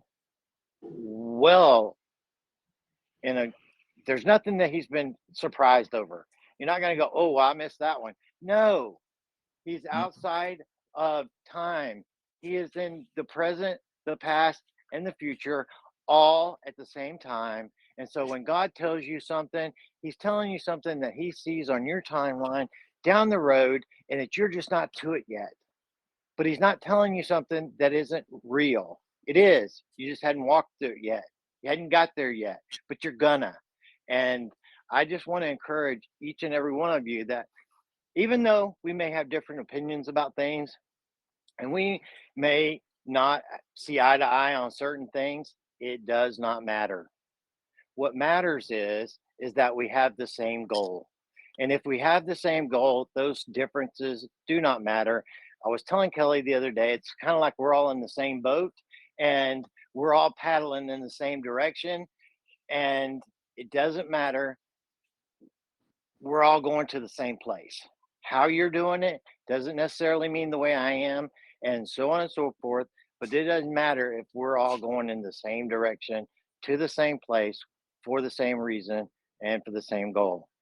So, like you were saying earlier about people warning you about, who you go on and things like that. You know what? I don't care who I go on or who I talk to, because if that individual necessarily may not be everything that I see them to be, or have really want to have anything to do with in the way that they're going about their business. I don't really care so much about that. Is what I do care about is the information that I will be able to give to any of those individuals that may be listening, that will be exposed to truth that they need to be exposed to. So I don't have to, hook my cart to another individual and think that, yeah, just because I was on their show, or because it doesn't mean that um I'm endorsing them. I'm just using that platform to get this message that God gave me out to the world so that people can hear it. Well, That's all I care about. if I can interject here too, while you said that, Yes. to match you on that, if anybody's listening that's messaged me about who to be careful with and who, look, I appreciate your message first off. Okay, I appreciate you writing, because this platform came very, very rapidly fast for me, and I was prepared because my message is a blueprint. My message is simple, and my message is to help every individual. It's my service beyond my service. It's me keeping my oath, which the Q just dropped about 4 weeks ago. Remember your oath. Are you ready to fight for your country again? Yes, I am. I've been ready. But to just answer that for people, look, this is not a competition. Captain Kyle and me, I know for a fact I'm not trying to compete with anybody. This is a mission. It's a bigger mission. We've all been called for it. Like you said, too, it ain't got a thing. I know you notice I've got this cool little saying about the double standard. If there's ever a double standard that can be twisted to be cool, um, like in the military, all the veterans know this for a fact. Every time they told us not to tell a dirty joke, every time they told us not to tell a homophobic joke, every time they told us not to tell any kind of joke, anytime they told us to do this on duty, like we're sitting around on duty, where you're sitting around and you're just waiting, everybody knows, hurry up and wait, hurry up and wait. Well, every time we were sitting around, boy, the more they told us not to, the more we did it. And, like Yep. I served around guys that, oh, my Lord, I mean, Ohio State, Michigan fans, you name it. And it was just always like, I had two sergeants now arguing about the Chargers, and this was before the Chiefs ever won a Super Bowl with the recent. They sitting there arguing about the Chargers and the Chiefs. And I'm like, both of your teams suck. So, like, it's like you trash talk, you have fun, you can argue 5 minutes. The next 5 minutes, you're hugging each other, and so if every civilian could see military life, and to see that you don't take life so serious, because in the military, every veteran will tell you on here, every single day is life and death, and the value of the person next to you, and it ain't got a thing to do if they're gay, if they're straight, if they're Buddhist, if they're atheist, if they're Christian, if they're Baptist, it ain't got a thing to do with that, because at the end of the day, if you're a Christian like I am, I don't walk around telling people how they should live. I just live my life. And if someone has what I got, then I can say, well, this is what I got. And that's what people need to understand about this mission. This is a bigger mission than individual select groups. It's all of our groups together. And if we can get through this and reset, which we are, I say if we are, we will, we're going to get through this. But when we get through this, then when it comes to things like, gay marriage or all these topics, then we need to have an adult conversation, look each other in the eye, because if I have an issue you don't understand about, then I want you to be able to understand what I'm going through, and I will understand what you're going through, because we are compassionate people.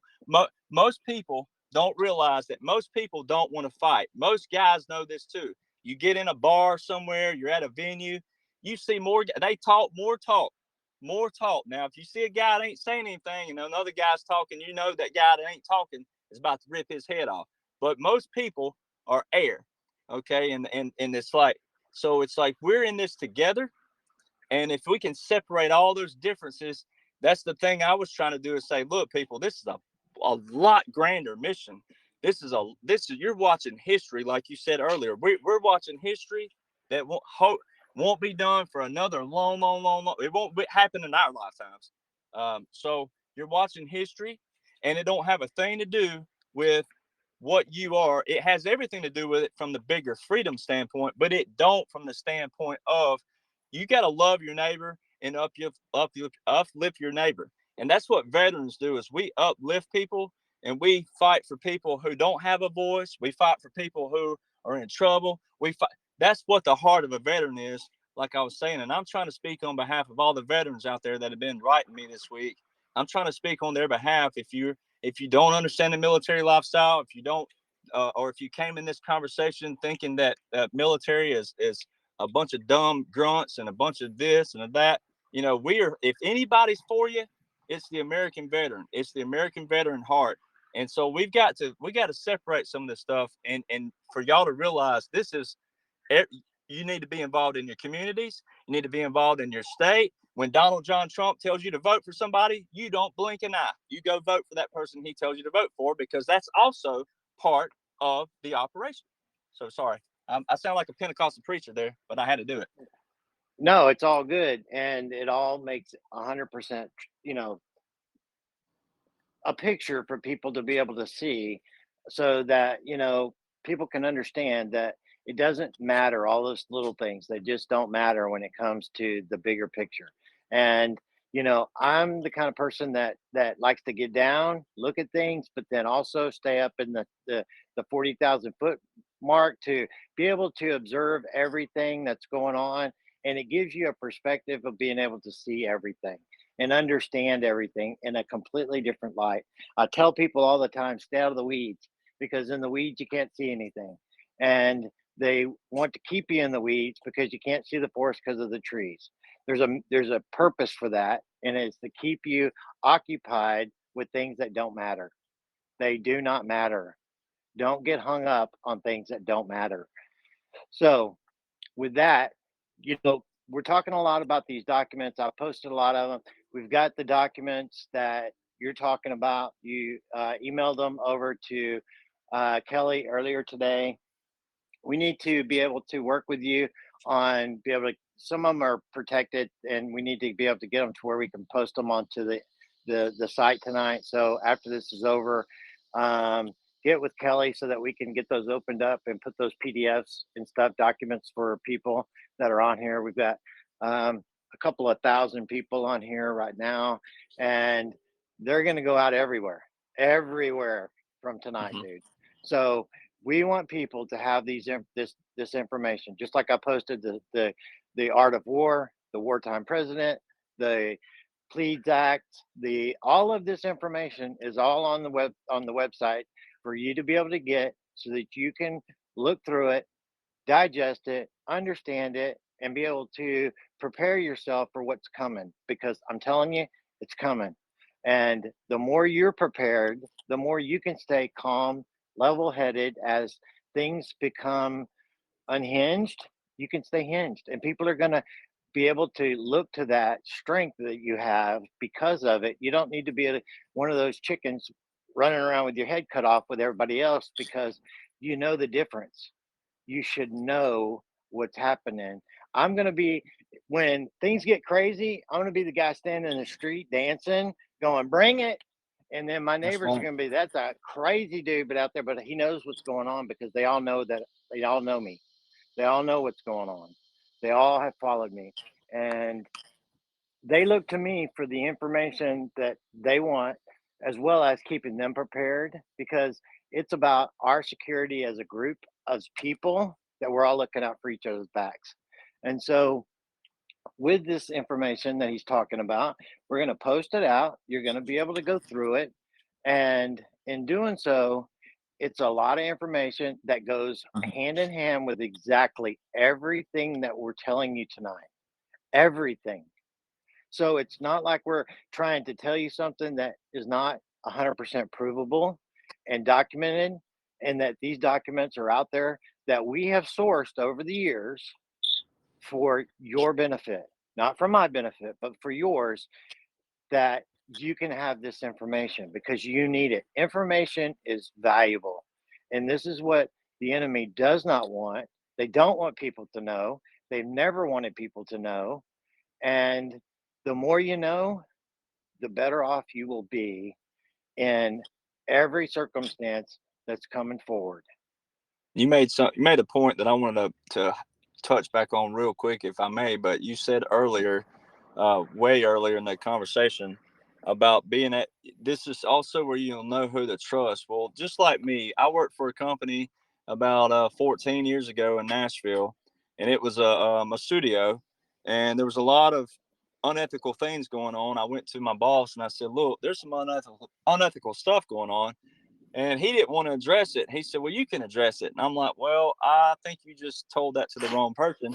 And so I did address it. I got the guy in the room and I said, look, you're being unprofessional around ladies. And that's not going to happen because I'm going to call the attorney general and I'll have this place seized. So I'm like, you're going to, because what you're doing is putting everybody else in jeopardy. Well, I had hired an intern. When I say hired an intern, I had gone through the processes of getting an intern to the proper channels of this college. I called her and I said, look, I'm leaving this studio. There's a lot of unethical stuff going on, and I'd rather dig ditches for $5 an hour than to be in a studio like that of all the stuff that's going on, which they did get busted. But the principle of this story is the fact that she thought that, I don't know what she was thinking, but she cussed me from the man on the moon back about all. I don't know what she was thinking, but I guess she thought that I was saying that she didn't have the right kind of intelligence to be able to, to figure that out or whatever it was, or she didn't pick up on that with the guys that she was interviewing with, that I was putting her in a position with. So she cussed me from the man on the moon. About 8 months later, I got a phone call randomly out of the blue of a female crying, telling me, you were so correct. I just got propositioned. I was in a position where I couldn't get out of the room. And by the grace of God, I escaped. And I'm just like, well, there's one thing you'll always know about Derek Johnson is that when I tell you something, you can trust me. And that's what you mentioned earlier about trust. And this movement, like those documents I have, they're simplistic from the standpoint of I'll go on my platform and break them down for people and questions and all, because it is a lot of information. But at the same time, when we go through this with you, everybody, it's like the ones that don't understand it, and we're trying to help you. It's like, you'll know who to trust when this is all done. You'll know that we always had your best interest. I didn't charge a dime for those documents. It's just simply service beyond service. It's also being a voice for all the other veterans that feel like their voice is not being heard. So I'm going to use my platform first and foremost for those veterans out there that are writing. And then second, it is a true, like Donald Trump says, that we're giving the power back to the people. And so, there's no competition once again between anybody who's trying to tell law and order. Everything, like he said, you can tangibly look up every single thing, especially from my documents. I already put the links in there. You don't even have to look it up. All you got to do is click on there's the link. You read something, boom, there's a .gov, a .mil, or .us. Yeah, I've already done all the work for you. You don't even have to go Google it or DuckDuckGo or whatever you use. You don't have to do any of that. You can just click and take your time. And so, things like that aren't supposed to be charged for. Why? Because it all happened in front of you. And I know on my rant the other day, it sounded like I was attacking people. I wasn't attacking people. I'm just saying, look, it's happened right in front of you, and it's all in law and order. It's everything you can tangibly click on, look up. But guess what? You don't even have to do that. Here's all the links right here. So I just want to interject that you'll be able to trust. You'll know who to trust, and you'll know who you can lean on, call on. And like you said, I'll add to mine. Captain Kai, you say you're going to be out in the streets. Well, I'm going to be in my American flag boxers, probably some Crocs and a cowboy hat, and I'm going to find me a ship down on the Gulf somewhere, and I'm going to climb up it like Lieutenant Dan did, but I'm not going to be yelling at God. So that's awesome.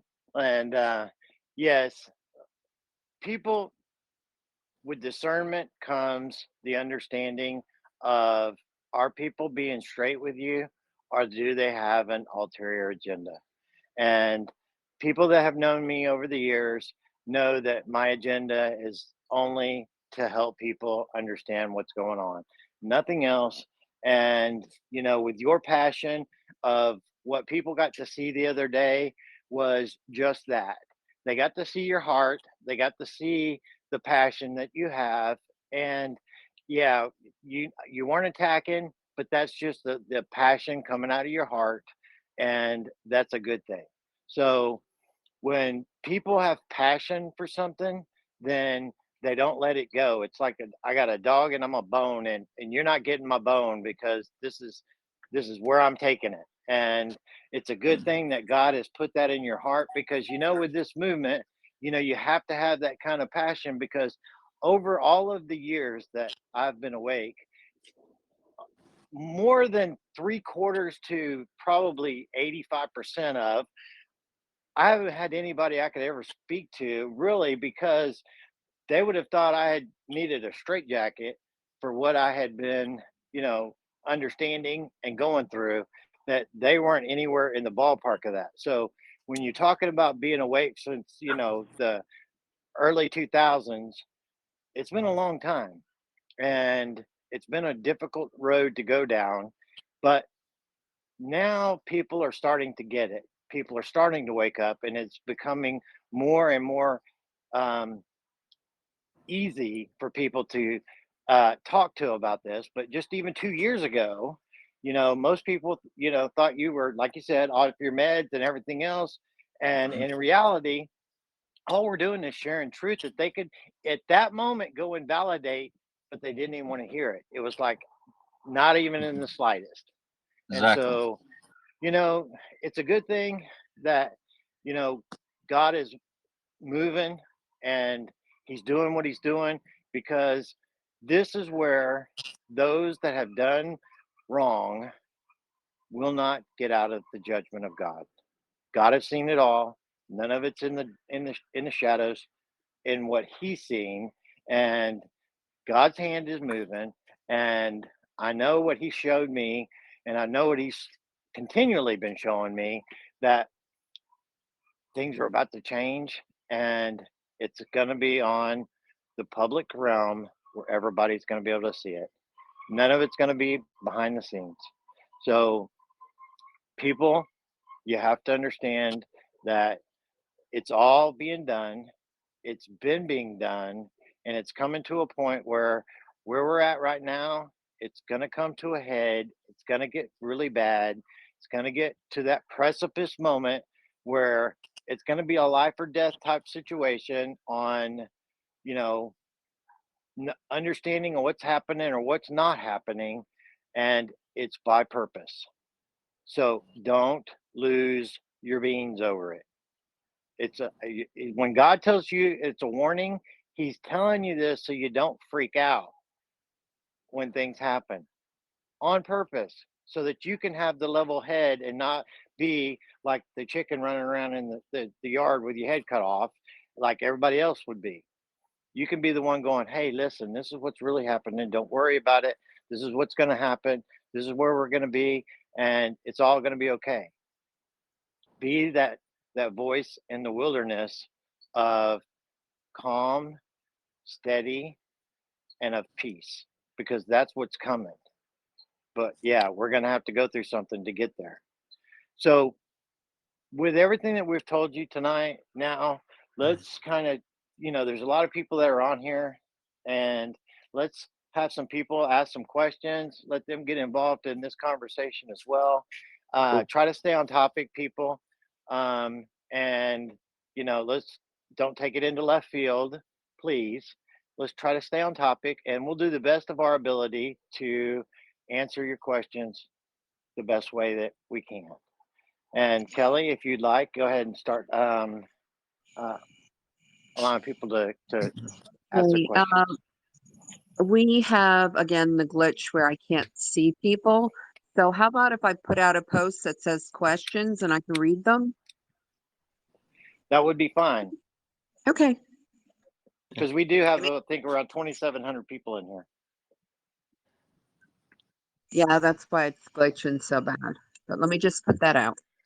Trying to think of the question I had earlier today. I said I would address for somebody, but I've had so many come through. But I did one Is of there? ask in the comments what y'all thought about the Capitol, what's going on there with that fence. That was in the comments. you want to? I could take. Who's going to start that one? You want to do that? So, are we talking about the fence that's there now, or the fence that was around the Capitol before? The one that's So, I think that the one that's there now is basically, I believe that that is a holding facility for people that are potentially going through legal battles, and that is not something that is basically just to keep the public out. That is a very, very secure fence, as you would have in a holding Prison. facility that they don't want people out of. Period. Well, and Period. also the fence is facing inwards. So if you've ever been to a prison, you wouldn't want your face fencing outward with the barbed wire, because even though the barbed wire would get you, if the fence was facing outward, then you could still get cut up, but you'd have a better chance of getting up there and then hopping over that. So it's facing inwards, you'd have to crawl around that and go through the. So there's a lot of optics around that fence. It wasn't just oh wow, we got some budget here, we're going to put up a new nice fence. It all happened along with the National Guard going through. So it was the activation. That's the key thing, was the activation of the National Guard.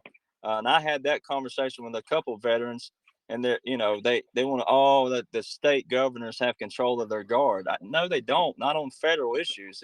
That's the stuff that I'm talking about, the disconnect. And even with veterans out there, the only person who can activate National Guard or federal dues is the President of the United States of America.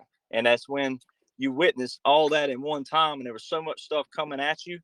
But that fence, it's like you said, it's an optic. It's showing you that all the people that, and then this is a lot more. If anybody's listening, I know came in here, I invited a lot of people, but there's a lot of this ain't just a left wing thing. The corruption was in multiple, like Mitt Romney. I mean, we got people who are on both sides of the aisle. So it's like he said, it's a holding pen. It's an optic for you to see that everything you think you're seeing ain't what you're seeing. So you just have to follow all the optics that led to it, and once you can lead to that, then you would know what their symbolization is, because it's a symbol too. But yeah, it's a holding pen, and two, as you know, the military tribunals. I mean, there's 772 pages alone. I got the link in one of my documents. 772 pages with the military tribunals alone. So it's like I tell people, go ahead and get to about page 3 of that, and then come back to me, because you're going to be yawning and you're going to be like, I'm not reading this. And so then me and Captain Kyle can explain what is going on a lot more, because it's a big, like you said, 40,000 foot view. So that's what's happening with the fence, but everything that led up to it shows you even more so what's going on, because they're doing the symbolization of the 2023 tribunals, which the New York Times told you. I've got that link in my document of the New York Times, telling you that the military tribunals will take place around mid 2023, which would be this time next year, just a year away. Yes, Okay. and that they put a $500 million into Gitmo on more courtrooms, more reporters' facilities, conference areas, and so on and so forth, for this very purpose. Oh, yeah, and They don't also have terrorists like that. And President Trump signed an executive order on that. And when he extended his powers as president under 47 United States Code 606, which is war powers of the president, also Title 10, Title 32, 10 United States Code 246, 10 United States Code 12406. You'll see that in the documents. That's why I'm being an auctioneer now. When he extended his powers as president under those, that executive order that he signed on Gitmo means it's still active. So it's still alive. So Yep. everything else you're seeing are optics, like the Executive Order 13848 deadline. Those are optics for y'all out there. But for us that's been knowing all these things, when he extended his powers and you saw him inaugurated on the 20th via constitutional law and military regulation, then you know what's about to take place. And so I was just interjecting that there too. There's an executive order under President Trump on the expansion of Gitmo and to hold tens of thousands of more criminals. Specifically says tens of thousands of more criminals. Okay, I've got Yes. 84 questions, guys. All right, That's all All right. here's another one. Hi, Derek. Thanks for connecting so many dots. Question: can you explain why Trump halted shipping containers, which is causing empty shelves and inflated prices. Thank you for your service. Well, first and foremost, my honor to have served. Well, I want to break that down first in the sense of let's make sure that President Trump don't get the blame for that first and foremost. Okay, so let's make sure that is first and foremost, because there's a lot of people out there if they heard it put necessarily like that, we don't want them thinking that President Trump did this, because that would lead to what? More chaos in the streets. It would lead to division, things like that. So I don't think you asked it like that. I think you're asking it from the standpoint of the Executive Order 13848. But that's why law is very important to know. And once again, I'm going to divert back to that, but I'm gonna cut back to when the bar exam was created. When the bar exam was created in 1871, that means our attorneys went back to British Accreditation Registry. Okay, so we've had a lot of attorneys in this country try to misconstrue the law to you, and if you don't know the simplicities of law, and I'm not picking on you, I'm just saying if you don't know the simplicities of our foundation and our government, such as Marbury versus Madison, which specifically says that any statute that bears the appearance of law that doesn't support the Constitution is null and void, then you'd have to. Then, if you didn't know any of those things, it's hard to discern the difference in what is law now and what is actual law, what supports the Constitution, what doesn't. Which is why I go back to the military law came before. The first 69 articles of the Uniform Code of Military Justice came June the 30th, 1775, 12 years before the Constitution. Okay, so it doesn't mean that our Constitution is not important either. It just tells you that the military can act without Congress. Okay, but because we created Congress and because we adopted Congress and because we have a Constitution, right, then the Constitution became what? The highest law of our land from the civilian sector. The military law is the highest law of the land, period, but it's for military. And the military is separate than government. We are separate.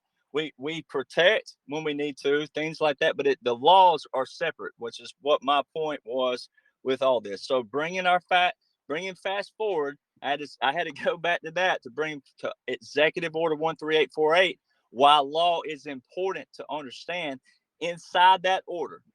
I think, Captain, you may disagree. I don't know. You may be just I don't want to put down the Declaration of Independence because it's very, very important. But I personally think that the Executive Order 13848 alone is probably the second most important piece of document in our history to date, second to the Declaration of Independence, for this very reason.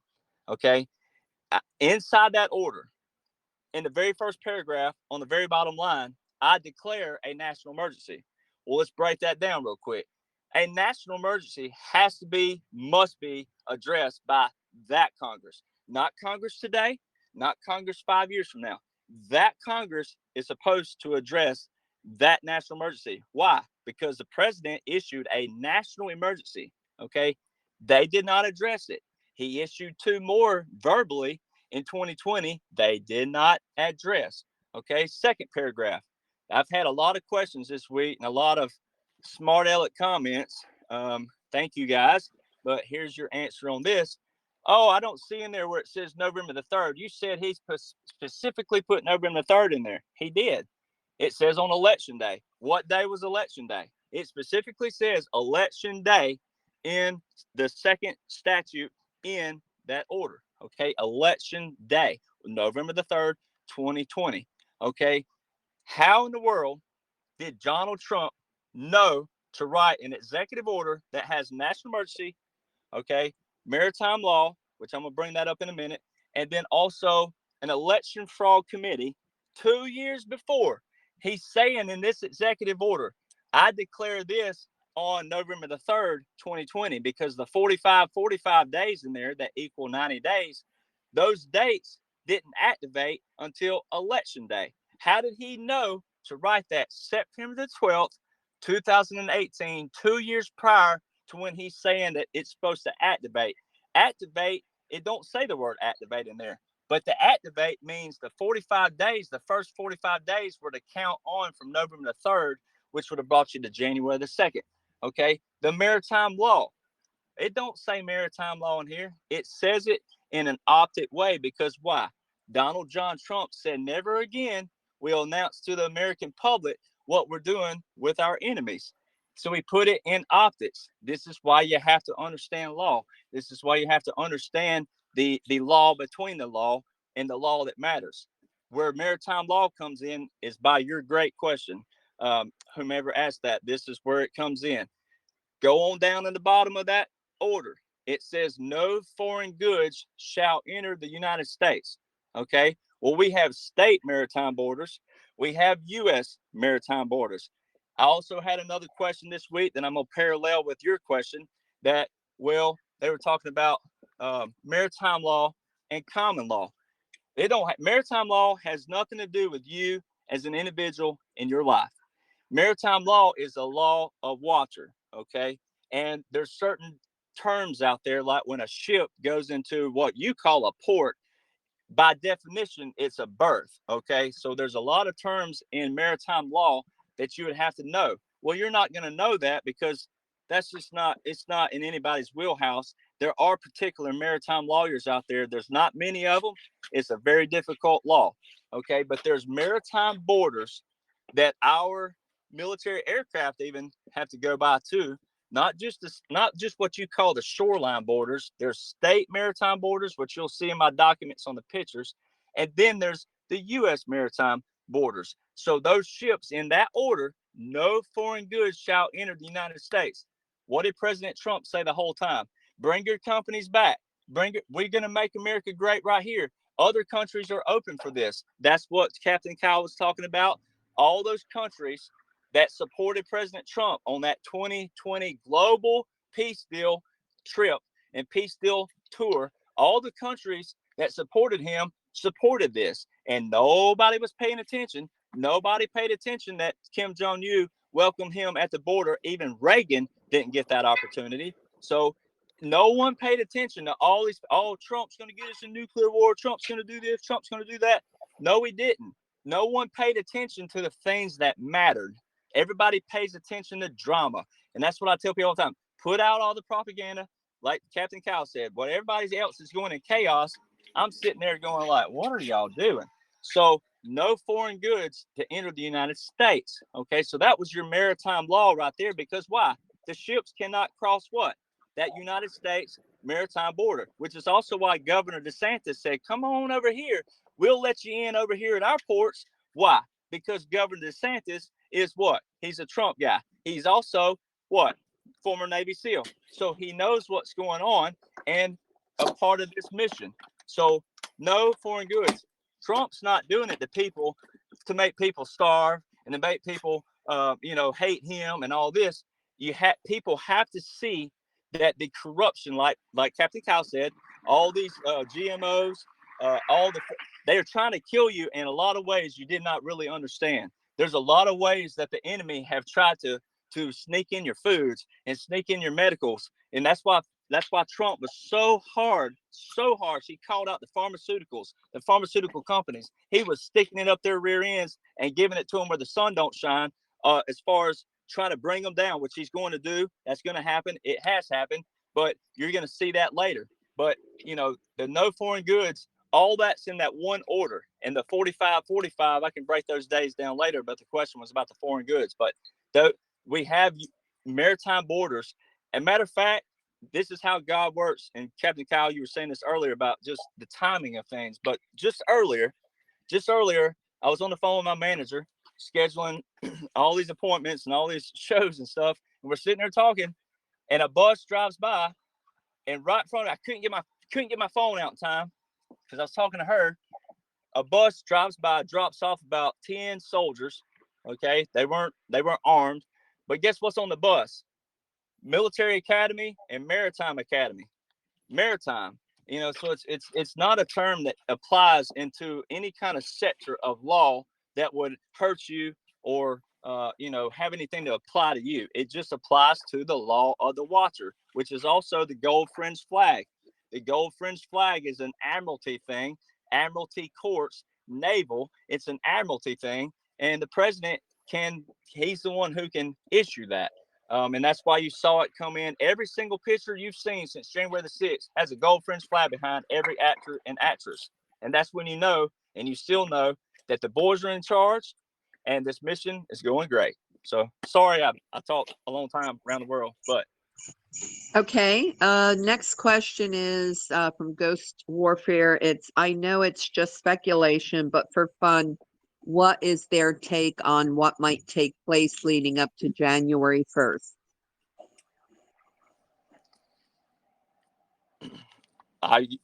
You want to take that one? Because I'm going to catch my breath over here. So I believe that everything that's going on right now is basically preparing the people for the change that's coming. And I don't believe that Donald Trump has been doing all of these, rallies. You got to look at what he's doing and going around. He's actually campaigning actively right now, and it is nothing to do with 2024 because he, as if he ever says publicly and announces that he's running for 2024 presidency, it will null and void the 2020 election. It Exactly. would, at that point, he would actually capitulate to it. And that he cannot do. He hem-haws around that topic. You're going to like what you see. This is going to be this is going to be that, so on and so forth. But he never is going to say the words that he's officially running for the president of the United States in 2024. Well, when all of this takes place, there is going to be a seating of a new government upon its new foundation, as well as the presidency.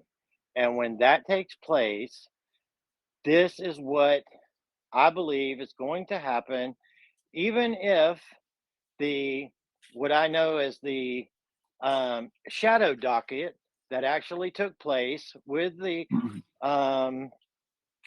Supreme Court, basically throwing out the fraud of 2020, setting it right.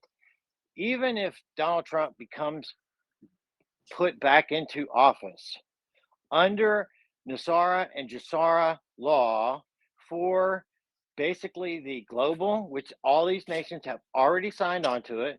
All of this stuff that's going on around the world is leading up to that, reestablishing the currency, reestablishing the gold as being the standard. And all of this is taking place for a reason. And all of these countries have already signed off on all of this. And so when Donald Trump was making those announcements about the wall and he was talking about the miles, he was talking about actually, when he was talking about that, he was telling you how many countries had actually signed on to that treaty at that point. He was telling everybody. Trump always tells people things through what he talks about, and it doesn't make sense unless you understand he's telling you one thing, but it means something completely different. And that's why a lot of times the media made it, they used to use things that he would say that didn't make sense, but it didn't make sense to the way that they were understanding it. But people that did know what he was talking about, it made absolute sense that, it was all about what he was doing, and that was giving people the information that they needed for what's actually taking place behind the scenes. And I truly, honestly believe that this election cycle is basically all for show, and it's not going to go down the way that anybody believes it is. That there is a lot of events that are going to take place in September that are going to blow the lid on a lot of things. And Well, no, so just get yeah. prepared. Well, I'd like to add to that too, and I've got this in the documents, my documents, and Captain Cal might have it in his, but The other thing too, that to interject real fast, is a Commonwealth Act 671. I talk about it a lot. Commonwealth Act 671. This is all optics too, because the original inauguration date in United States history is March the 4th. And President Trump laid down a lot of groundwork for you, where he'd say about Pearl Harbor, which when did Pearl Harbor take place? Well, Franklin Delano Roosevelt. He was the last president to have to use 47 United States Code 606. Okay, so but the Philippines put in a president while the actual president was in exile, under scenes, wasn't out in the public, under exile. He was in full control of his military, full control of the protection of his people, while they put a puppet out there for everybody else to think about. So President Trump actually took the ultimate sacrifice by stepping back, letting the generals have control, letting the Space Force. Matter of fact, Captain Kyle, this happened, you know this too, but just a week and a few days ago, the military transferred all communications to the Space Force. Well, who created Space Force? President Trump ended the Air Force space program, and he created the Independent Space Force program. And they just transferred all communications. It specifically says all communications to one command. When you look at the Department of Defense, don't worry, you don't have to look it up. I got it all in my documents, but I've got every link, every single link, every .gov site, the Department of Defense. Not one word in any single article mentions Biden. If Biden's president, he better have control of military and military communications. So thank God he ain't, and thank God it isn't. But I'm just saying, if he would have been, if this would have been a real life situation in the sense of no optics, and this was not a covert operation, we were just in a regular time in history, when your president wouldn't have control of that, which the military having control is not a bad thing. It's not what I'm saying, but it just shows you right there. Everything happened right in front of you, and you have to be able to discern what you're reading. For example, President Obama, well, I won't even call him that. Obama signed the Mundt-Smith Act of 1948. He didn't sign it. He just reversed it. So the Mundt-Smith Act 1948, he reversed it to where news outlets could use propaganda as news. So that's why we have even worse of indoctrination, which was also part of the 16-year plan, like Captain Kyle said. That's where they really amped it up, where they started using propaganda in the last few years before President Trump and the military stepped in a covert operation. So President Trump is not campaigning for 2024. That's the one thing that I preach most. He's not campaigning. He's not. You have to go back. He don't have to, first and foremost, because he was inaugurated by constitutional law and military regulation on January the 20th, 2021. You can bank that. You can go look it up. And that's why it does, I'm going to use one bad word, it pisses off a veteran like me to have to see people say all these things about the people I've talked to, which wasn't a bunch. So it's, I'm talking about people. It wasn't a whole lot of people, but before all this happened to me, to see people or to hear people say what they said, when law is law, orders are orders, and military law is the highest law of the land. So you can rest assured that Donald John Trump is still your president, and it's more of a Commonwealth Act 671 where he stepped back. Unlike his personality as civilian Trump, he steps back and he delegated, which is a very key word in business. He delegated to the people who actually know on the battlefield, the generals and all the brilliant generals, our intelligence communities that are for the United States of America. So I just wanted to add that. Sorry.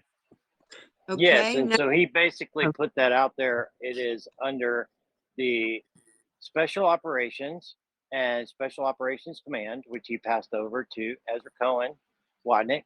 This was a huge thing, and basically he is a president in exile as your commander-in-chief.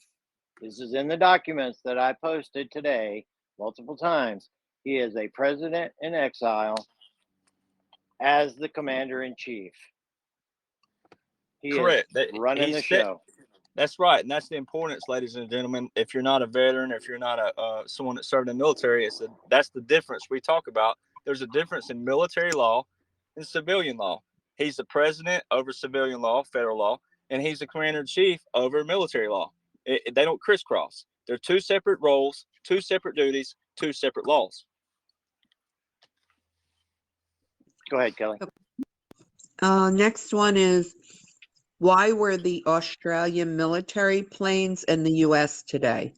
They were dropping off kangaroos.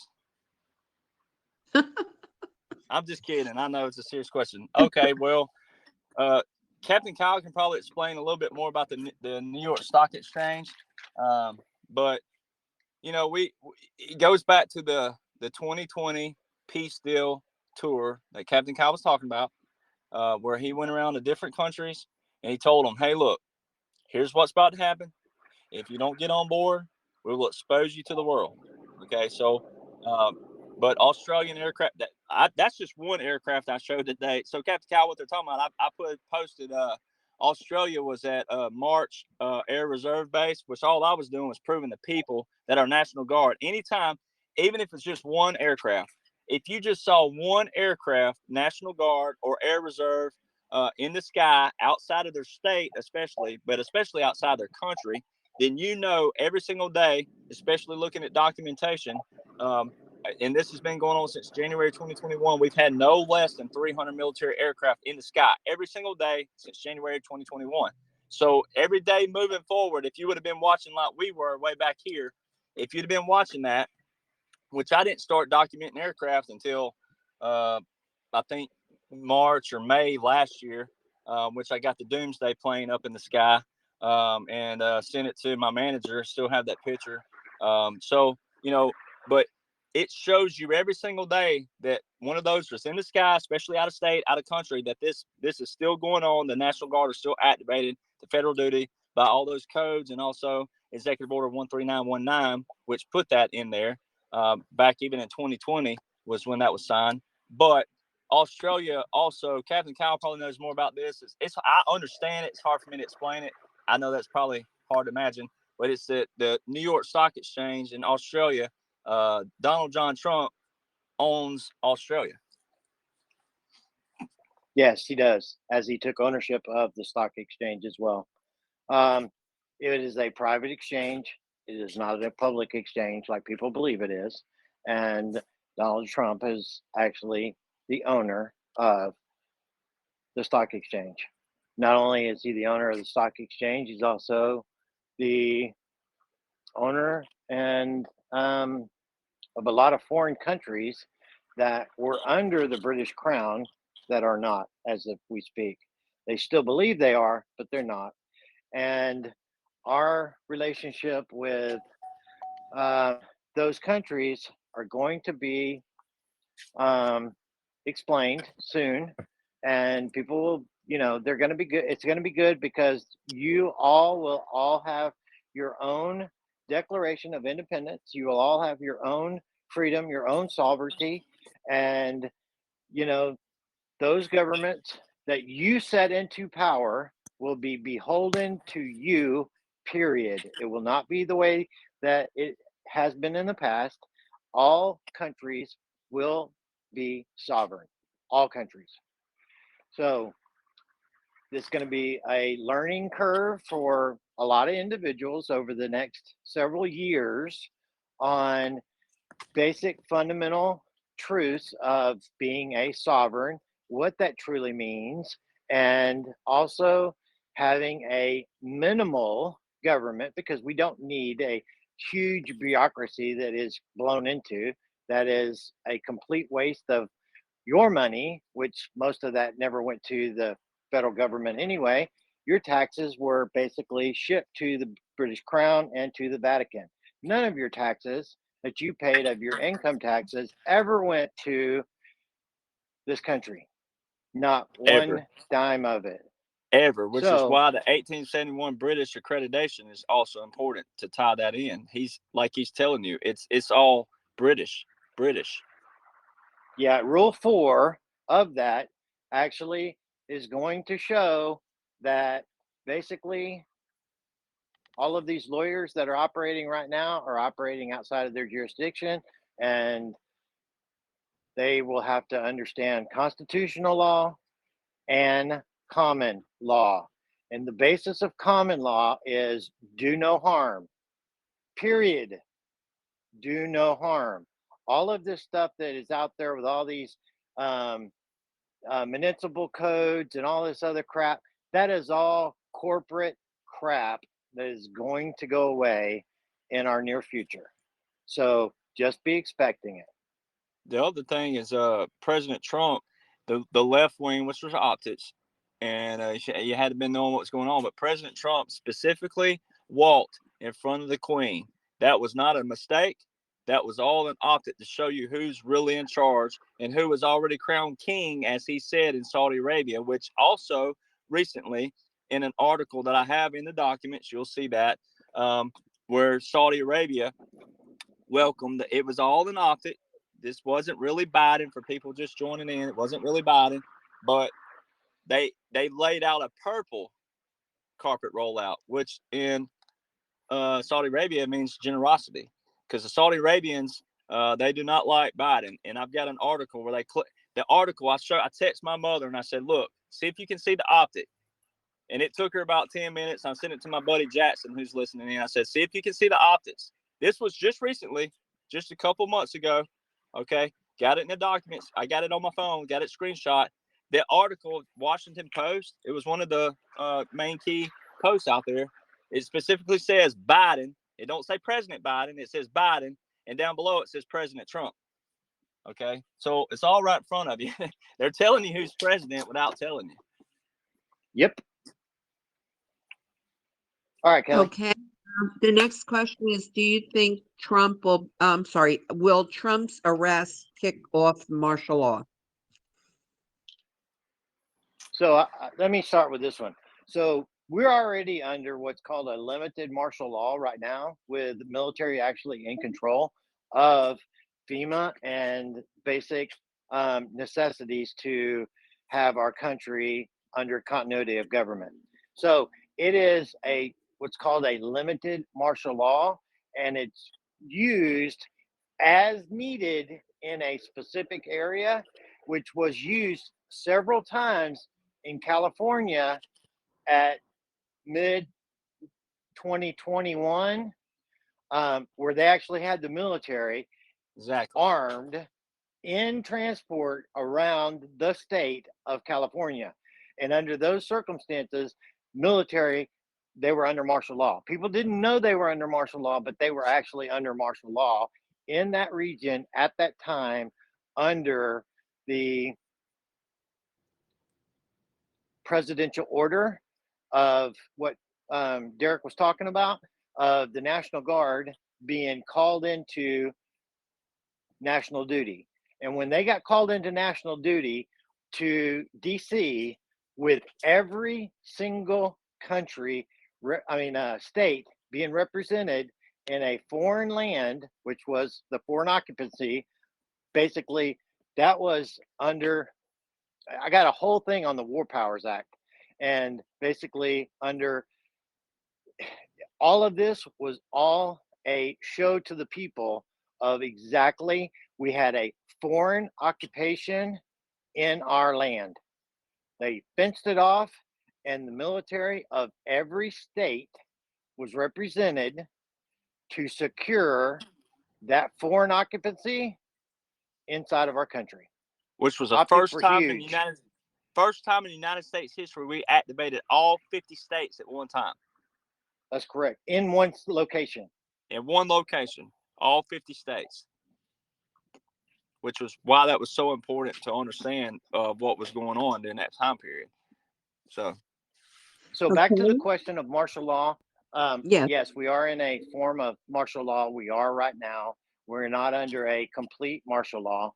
I think that there may be a time, I'm hoping that there's not, when the transition period of the military taking complete control, they may have to implement martial law for a short period of time publicly, so that everybody can understand what is going on and deal with what they need to deal with exponentially at that given time.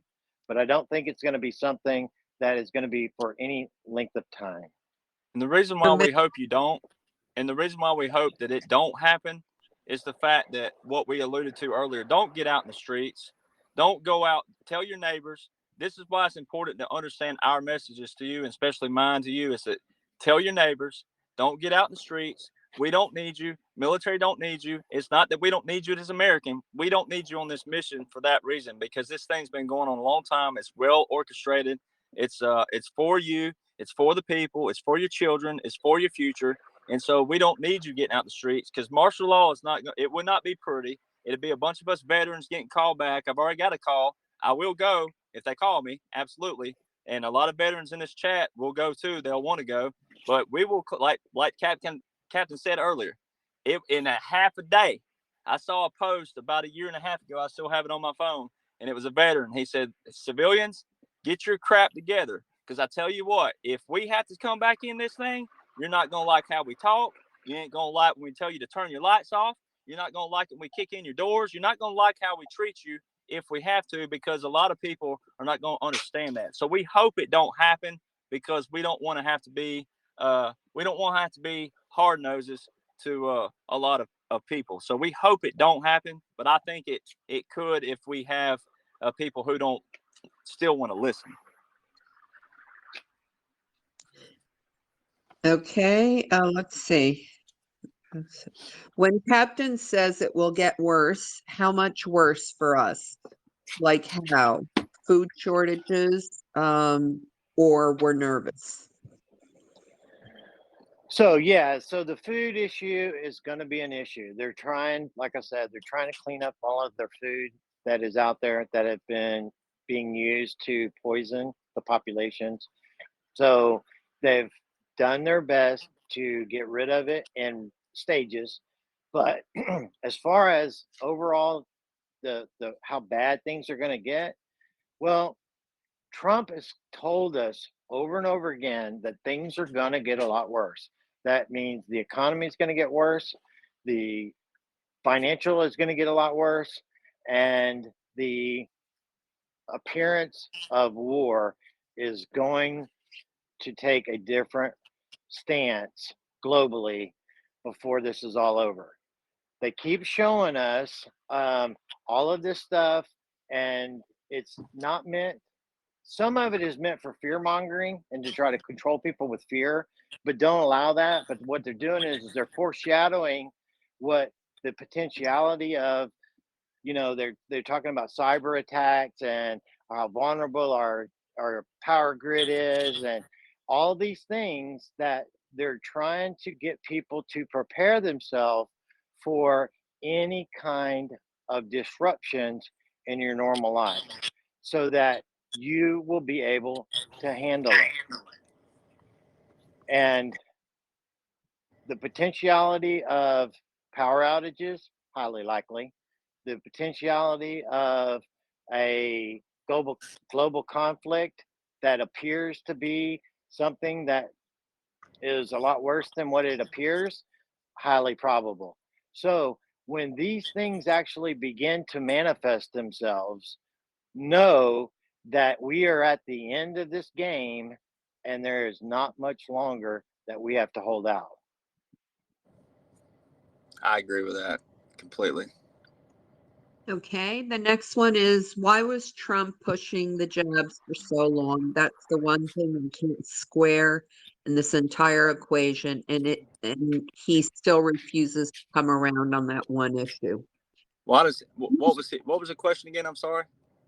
Okay, why was Trump pushing the jab for so long? Oh, well, that's optics, because every veteran in here is going to love this. If I can take this one, Cap, we have our own medical facilities in the military. We have our own jabs. I got about 10 of them. I've got the peanut butter shot, which every veteran can definitely attest to. I got the anthrax shot, which that bad boy hurts. We have our own medical facilities, and President Trump showed you optics right in front of you. He didn't go to a regular hospital. Where did he go? Bethesda, Maryland, which was what? Was a military base. Okay. He didn't get the jab you thought he did. So it's all optics. The other thing you got to know about COVID really fast is the nuclear option.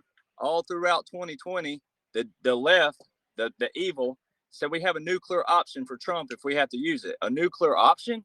Are you serious? We're going to use the word nuclear with our people and our government? So the nuclear option was to release COVID. It was to distract you to the ultimate.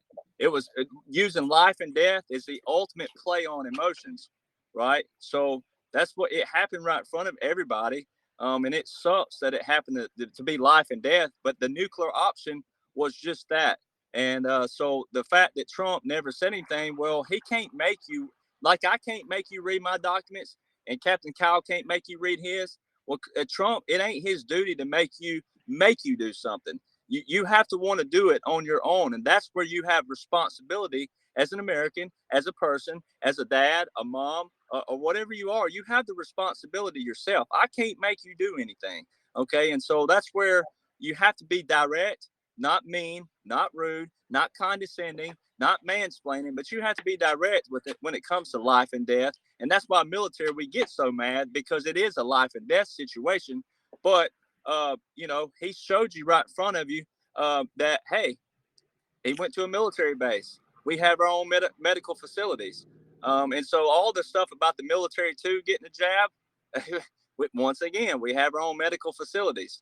And knowing that President Trump was in charge and still is, and when you saw, as Captain Kyle said, you saw all these codes, you saw the war powers of the president being activated, or issued rather. It's not really activated. He issued that. He's got them in executive orders 13919, where he was going to let the Secretary of Defense activate if they needed to. So all that happened right in front of you. Same thing with FEMA. You brought up FEMA a while ago. FEMA in 2020, FEMA backed Trump.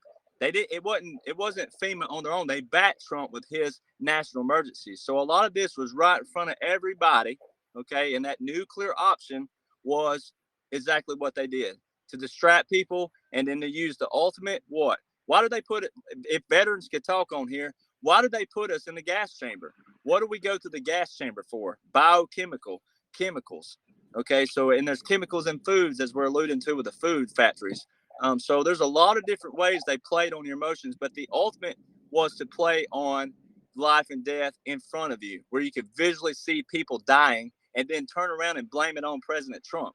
Okay, when he was the very first person to mention the word COVID, February 4th, 2020, at the State of the Union address. He was the very first to mention it. So you had to have been paying attention. I don't mean that in a mean way, but you had to been paying attention to the optics, even though life and death is not optics, not what I'm saying. But you had to been paying attention to what President Trump was saying and be able to discern between propaganda and also the filthiest thing that anybody could do is take your family member from you. So you should get pissed from the standpoint, get on the other side of the fence with us and get pissed looking at knowing what their nuclear option was. Yes, and he was also painted into a corner that if he was to come out and to tell people that this was all bad and what the left was intending by all of this, he would have been painted as basically that he caused all of this against everybody. He would, within the media world, he was painted into a corner that there was no right answer, period. All he could do was, like he did, was tell people you need to do what's right for yourself. Even if I tell you to do it, you need to do what's right for you. You need to do your own research. You need to know what you're doing and do what is best for you. And if you felt that in your heart that you needed that to survive, well, then that's what you needed. If you needed that to survive, then that's your emotional state of where you were at and that you couldn't go on without it. Well, so be it. But he was telling people that they needed to make that decision for themselves. Not, I'm telling you to jump off this bridge and you should just jump off this bridge. Exactly. Period. Okay, next is Trump back by 2022, or does this go on longer?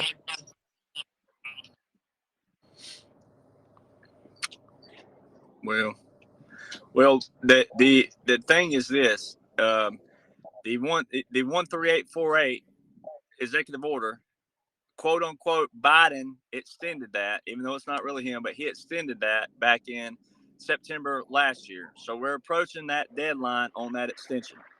And in that same order, once again, that 45, those numbers are very important for the fact that the first 45 brought you to January the 2nd, which was 4 days before what y'all thought, or not maybe y'all, but the American people thought they saw an insurrection, which is not true. There's no such thing as that, because the Declaration of Independence gives us full authority to what? Alter and abolish any government that goes against its foundation.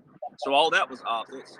Then the other 45 days took you to March the 3rd, 2021, which was the day before the original inauguration date in presidential history. And guess who was the last president to be inaugurated on March the 4th, March the 4th, period, was Franklin D. Roosevelt. So the last 45 days that election fraud committee was supposed to report to Trump was March the 3rd, 2021. So, that extension in September 2021 of Executive Order 13848, which has those key dates in there, is a deadline coming up on it. Again, that extension is coming up very soon, just in the next week. Okay, so you're going to start seeing a lot of stuff happening. That's why we're rapidly approaching. And so I'll let Captain Kyle finish the rest. I don't want to hold that question. So we also have all of the NDAs that are out there right now expire on 9/11. 9/11 basically is a key date in which the cabal basically upended society with the Twin Towers. I know that this is, a lot of people have different opinions about it, but the truth is going to come out about who was responsible for that, what actually took place. That was one of the things that pretty much opened my eyes after I was completely hoodwinked for a long time over that. And I basically am also an emergency responder and a firefighter, and basically did that as a captain on ships that, see like where you saw that rig out in the Gulf of Mexico burn down and basically go in the water. That was the kind of things that I showed up on as first ship on site. And I've been doing these kind of things most of my life. So I have a complete understanding of when firefighters and police officers and military run to danger for people.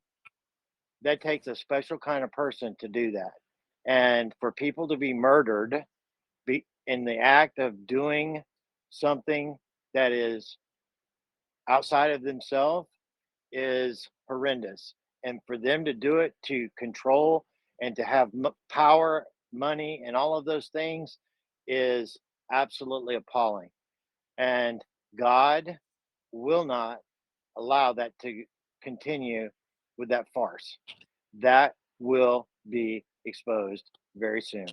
But like I said, the NDAs expire on September the 11th. A lot of things are going to happen relatively rapid in the month of September. So when you hear people say, buckle up and so on and so forth, be prepared. You need to be prepared because a lot of things are actually going to happen. A lot of things are going to take place. And don't get caught in, I should have done this or I should have done that. Just do the things that you need to do to prepare yourself and to prepare your family, that you can minimize any kind of hardships that you might need to have to go through, because being prepared minimizes that. I live in a place that basically we are inundated with hurricanes, so forth, and I live and have lived a life of staying prepared for anything. And it changes your possibility of survival by being prepared. So it's better to be prepared and not need it than need it and not have it. I'd like to add to that too. You're talking about the NDA. So another thing that shows you that Biden is not president, and I know it's tough to hear because this is most question I hear all the time. Well, why do we still have to go through this? There's a certain portion of American people that just could not be awakened by simple law and order or anything. So sometimes you have to go through some rough patches, like Captain Kyle said earlier. Depression, or I don't wish that on people, but sometimes you do have to go through some trials of your life to understand that, when you're in the valley, then you finally get to the mountain view, that you can appreciate the mountain view. So those NDAs, another thing that shows Biden is not president. All right, the National Defense Authorization Act. Okay, he didn't want to sign it. Didn't want to sign it. Didn't want to sign. Not going to sign. Not going to sign. Why would he sign something he didn't want to sign? Okay, that don't even make any sense at all. If he's a president, if he was president, he has every power that every other president has. He could sign whatever he wants to do, like shut down Gitmo. He could sign to keep. He could keep Disney World alive, or whatever you want to call it. There ain't nothing that no one could do to him if he signed an executive order. So that's one thing right there. And then also 9/11. Get back on 9/11 real quick. What he was saying about the truth coming out. Well, a lot of people don't pay it. Like I said, the dime store, what we call them, dime store truth seekers. Well, just the day before 9/11, 2001. So September the 10th, 2001. Captain Kyle, you ready for this truth bomb for him? September the 10th, Donald Rumsfeld stands on TV and tells the American public that $2.3 trillion is missing from the Pentagon.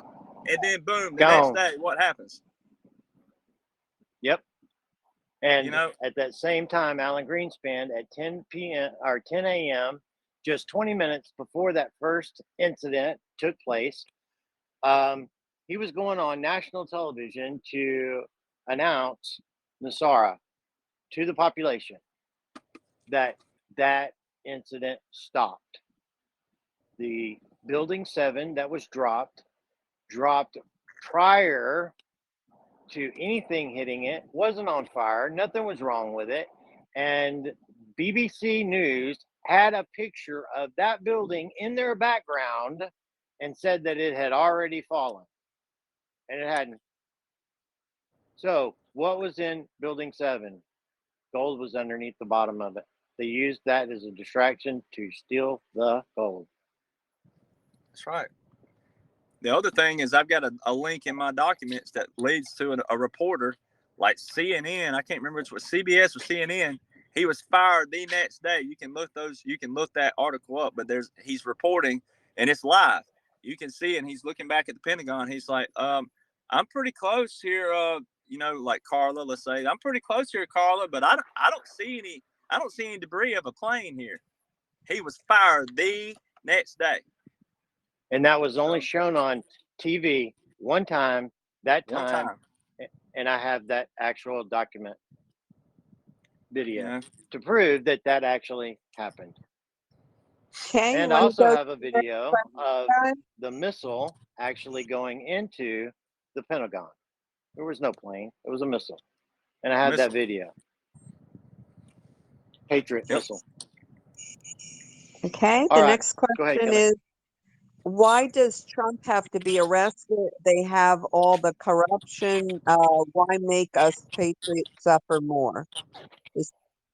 Because you, the patriots, know, but the ones that don't know, there's still a population out there that doesn't know and doesn't understand what you're awake.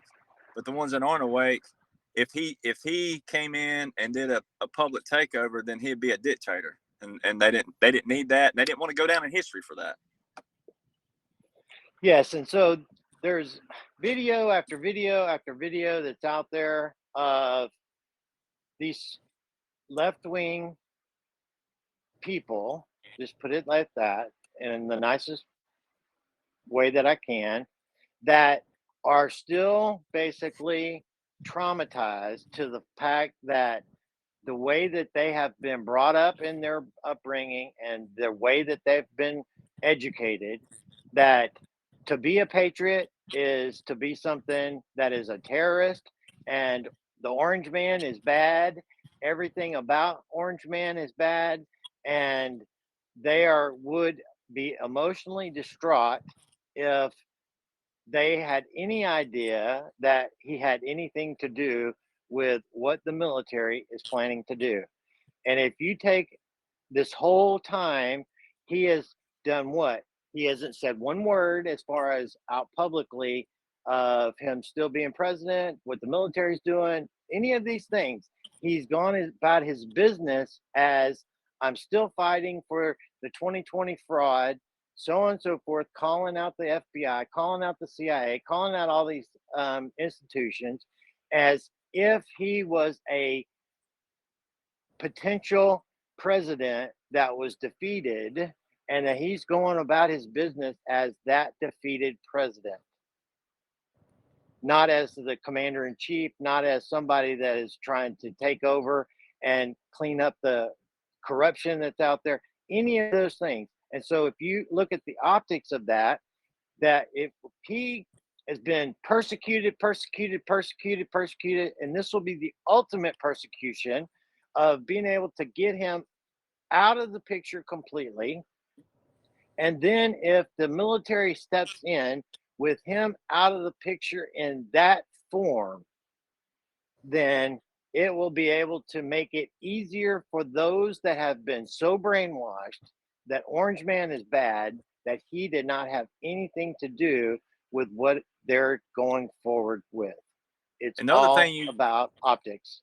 The other thing you got to do is practice what you preach. And if he says every crime and evidence, he said this all throughout. That's why you had to be paying attention to him, listening to him. He specifically said every crime and evidence will be displayed to the public in full accordance to the law. If he's going to say that, then he has to do what? He has to go by all the law himself. So he didn't need people calling him, like you said, bad man and this, and he's a dictator, and he's saying that. He had to do everything in full accordance to the law himself in order to apply the law. So 100%. Okay. Next question is Derek, Kyle, Kelly. You guys are all a godsend. Absolutely amazing chat.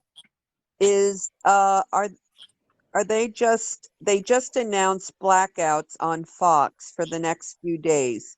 Do you think the blackouts they speak about have anything to do with Q's blackouts necessary? Godspeed, sir. No, I think that honestly, this is all about foreshadowing for people to begin to prepare themselves for the difficulties that are coming. Exactly. Yeah, it's all. And it's all, but it's also what we've been saying to others, and people thought we meant the next day. We've been saying prepare, and then people are saying, well, when's it going to happen? When's it going to happen? Just be prepared. When's it going to happen? When's it going to happen? Be prepared. Just be prepared. And so we've been preparing, and now all of a sudden, people that it's kind of like Noah, right? Noah, God gave Noah this vision. He told him, here's what's going to happen.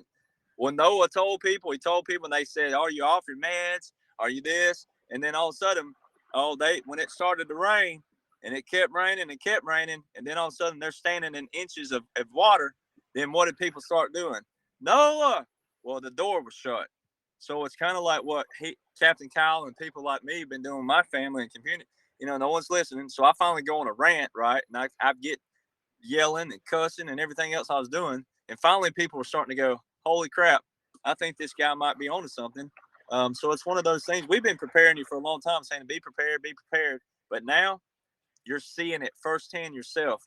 That's an optic, but it's not an optic to just take lightly. It's saying you're about to start seeing some things because these deadlines are coming up, and it's going to come fast.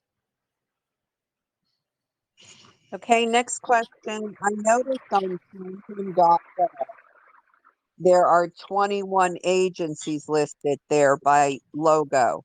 I find it interesting that the Marines and Space Force are not included. Can you speak to that? Well, first, the Marines are a part of the Navy by division like that. So that could be that. But the Space Force is on there listed. It just you gotta look a little harder. I'm not sure what you were looking at. I don't mean that in a disrespectful way, but that last I looked on there, the Space Force is on there.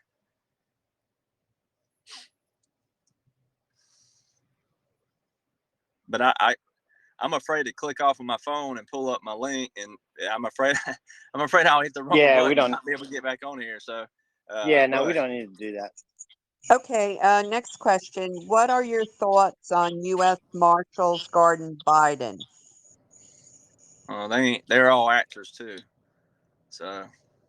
Well, I believe that there are some actual, you know, Secret Well, yeah, Service make it. as Yeah, well as that are with him, but they're not in that aspect that they're guarding him in that sense as they are that they're guarding the individual so that no harm comes to that individual exactly. by people believing that it's really Biden.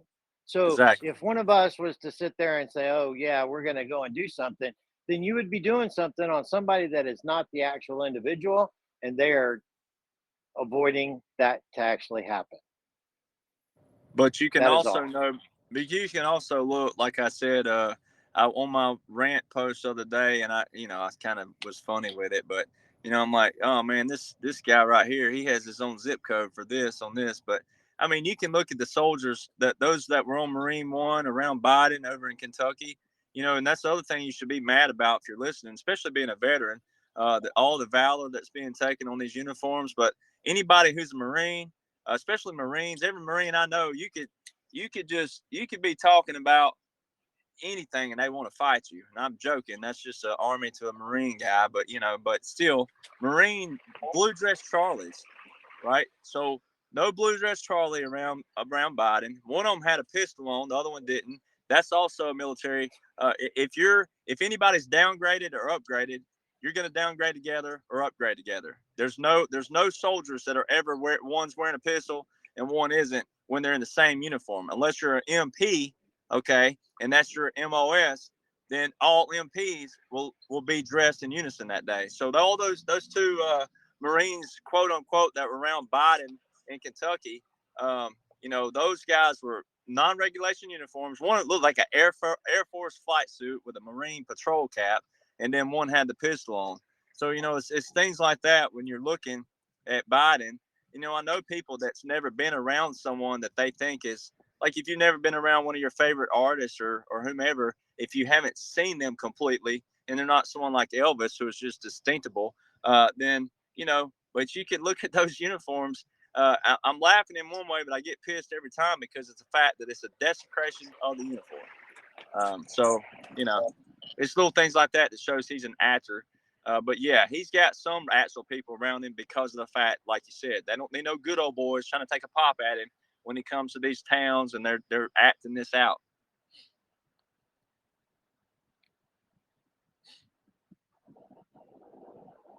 Let's see. Next question is, do you know anything about how Biden could order the mandatory shots for the military if the military is in control? Well, Biden ain't in control, so that answers that right there. So, but the military has their own vaccines, so uh, that nips that in the bud. All right, there's some kind of big screen at the Capitol now. They have up there around that fencing, and somebody's asking, what will this big screen be used for?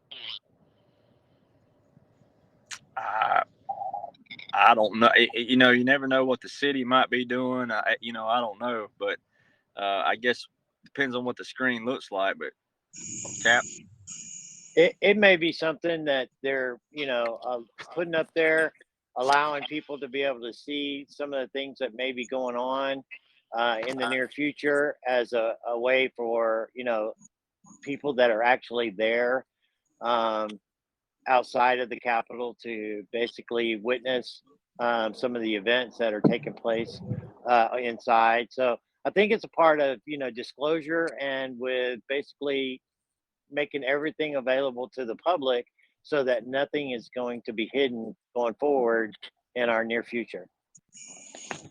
Okay, next one. If we have everything and we caught them, in your opinion, what are we waiting for? Why can't they just let it all out and start the healing? I'm not complaining, just wondering what could Trump be waiting on? process of law and order.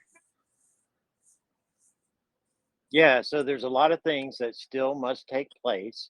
And we're talking about in other countries that are actually taking place right now that are going down that are behind the scenes, as well as operations within our own country, for the perspective to be set on the people that are completely still asleep.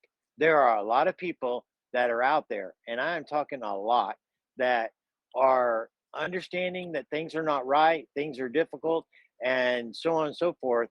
But they're going to have to go down this path of the destruction of all of these corrupt entities, meaning corporations alike as well. And in doing so, there's going to be pain, there's going to be difficulties, and that is going to allow people to all come together on knowing when we move forward, we're moving forward for the right reason and we're all on the same page.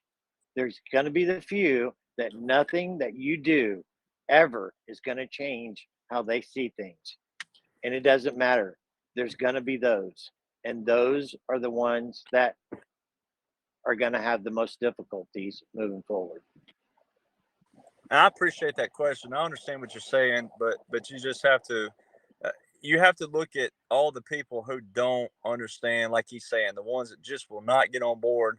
Then you still want to go through the level of law and order, which our nation is a nation of law and orders. That's the very premises of our foundation. In order for us to keep America the way it was, we have to go by that premises, right? We have to go by that formula. We have to go by those principles. So I just think that, when, like I said earlier, when the left said, your friend said, oh yeah, he lost 59 of 60 courts. Well, he can't win in court when they're all appointed by Clinton, Obama, and Bush judges. So, and the circuit courts aren't the end of the courts. So, it's like, but even the courts don't decide the president. So it's like everybody has to understand the chain of command in the military, and you have to understand the three branches of government. You have to understand the court systems. There's a lot to this. It really is. It's a lot to it. And you have to be able to understand at least a little bit of all those processes, and then to understand why they can't just, they don't want to just step in for the sake of also going down in history as being like a company doing a hostile takeover. They don't want to go down in history for being the dictators or taking it over, or even just overstepping, like skipping line. When you skip line, what do people look at you when you skip line? Oh, he's better than us. She's better than us. So, it's one of those things where you just have to be patient and understand that we're here for you. I mean, that's what part of my mission was. I got to pay for gas just like you do. I got to drink $8 a gallon for milk, and I love chocolate milk. So it's like, I got to do all these things just like you do. So none of us are exempt from this. So we're just teaching you how to navigate through it, and we're here for you. Like I said, I'm speaking on behalf of a lot of veterans that have asked me to speak on their behalf, and also we're here for you, the people, to get through this. So I'd say just sit back, grab your popcorn, and learn to enjoy what you're watching, because it's monumental history. You're also learning about things in our government, in the military, and all of these things that most people had no idea No just clue. 2 years ago. Even the level of the Constitution, they had no idea, none. So the amount of education that people are getting through this, yes, it is the school of hard knocks, but they are learning something that is invaluable for them going forward. It's a must. We all must go through this. Absolutely. Okay, next question is, can you address military code on how to move forward? Foreign occupation / occupator, Biden, and how to remove. So if you Well, go to the Law of War Manual and 11-3, 11-4, 11-5, 11-6, it answers those questions exactly. I'm going to post here in just a few, after this is over with, I will post the Law of War super decode that this guy does, that answers all of these questions that have to do with the the law of war manual and how they all play into everything that's going on right now, as well as how to move forward. And it is all in the law of war manual, every bit of it. And that's the other thing about the law of war. It's like we have laws of war. We have rules of engagement. I mean, just like if you shoot a medic, like you're asking for, it's like anybody who's a hockey fan, that's like taking out the goal, like the goal guy, the goalkeeper. Like you're asking for even more. So there's all, like you said a while ago, you're learning stuff that you never probably knew existed, and that's okay because that's what we're supposed to be here for. But what you have law of war, you have the Stafford Act, you have the Presidential Act, Emergencies Act, you have the 10 Title 10, you have Title 32, you have the 47 United States Code 606, you have the 10 United States Code 246, 10 United States Code 12406.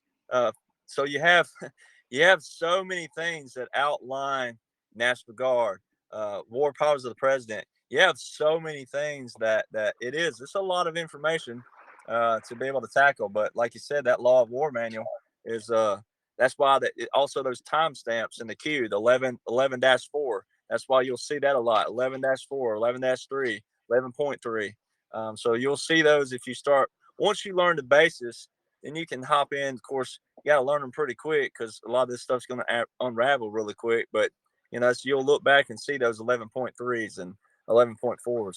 So. Okay, are all active military aware that President Trump is still our president? Absolutely. Absolutely. They swore in under. Let me tell you about the oath real quick. So when you swear in under the oath, all right, it says, I, Derek Johnson, do solemnly swear to what? Support and defend the Constitution of the United States against what? All enemies, foreign and domestic, and will bear true faith and allegiance to the same. And guess what that is? Title 10 of the Constitution. So yes, they absolutely know what's going on. Plus, they're not only are they under oath, but they also sign NSAs. So it's like national security. So yes, they know exactly what's going on, which is why they cannot tell you what's going on. If they want to keep their oath, here's the thing: when you're in a limited martial law, or you're in any form of if you got secret clearance, you have any kind of clearance out there, and you're telling your family what's going on, they can interrogate you. They will ask you questions. They can put you on lie detector. They can do all these things. They can courts martial you. So it's like you don't want that. If you truly are serving for the right reasons and you want to stay in the military, you will keep your mouth shut. So it's like my mother didn't know half the stuff that happened to me. I just revealed to my mother and my dad some of the stuff that happened to me 7 years ago, 6 and 7 years ago. So it's like, but I kept my oath. I value my oath. I fought for the right reasons. I served for the right reasons. I didn't get to serve nearly as long as my brothers and sisters and some of the brothers in arms in this chat tonight. But that's not what matters. It's you raise your right hand, you swear to take that oath. But absolutely, they know what's going on. That's why another optic for you, if I may.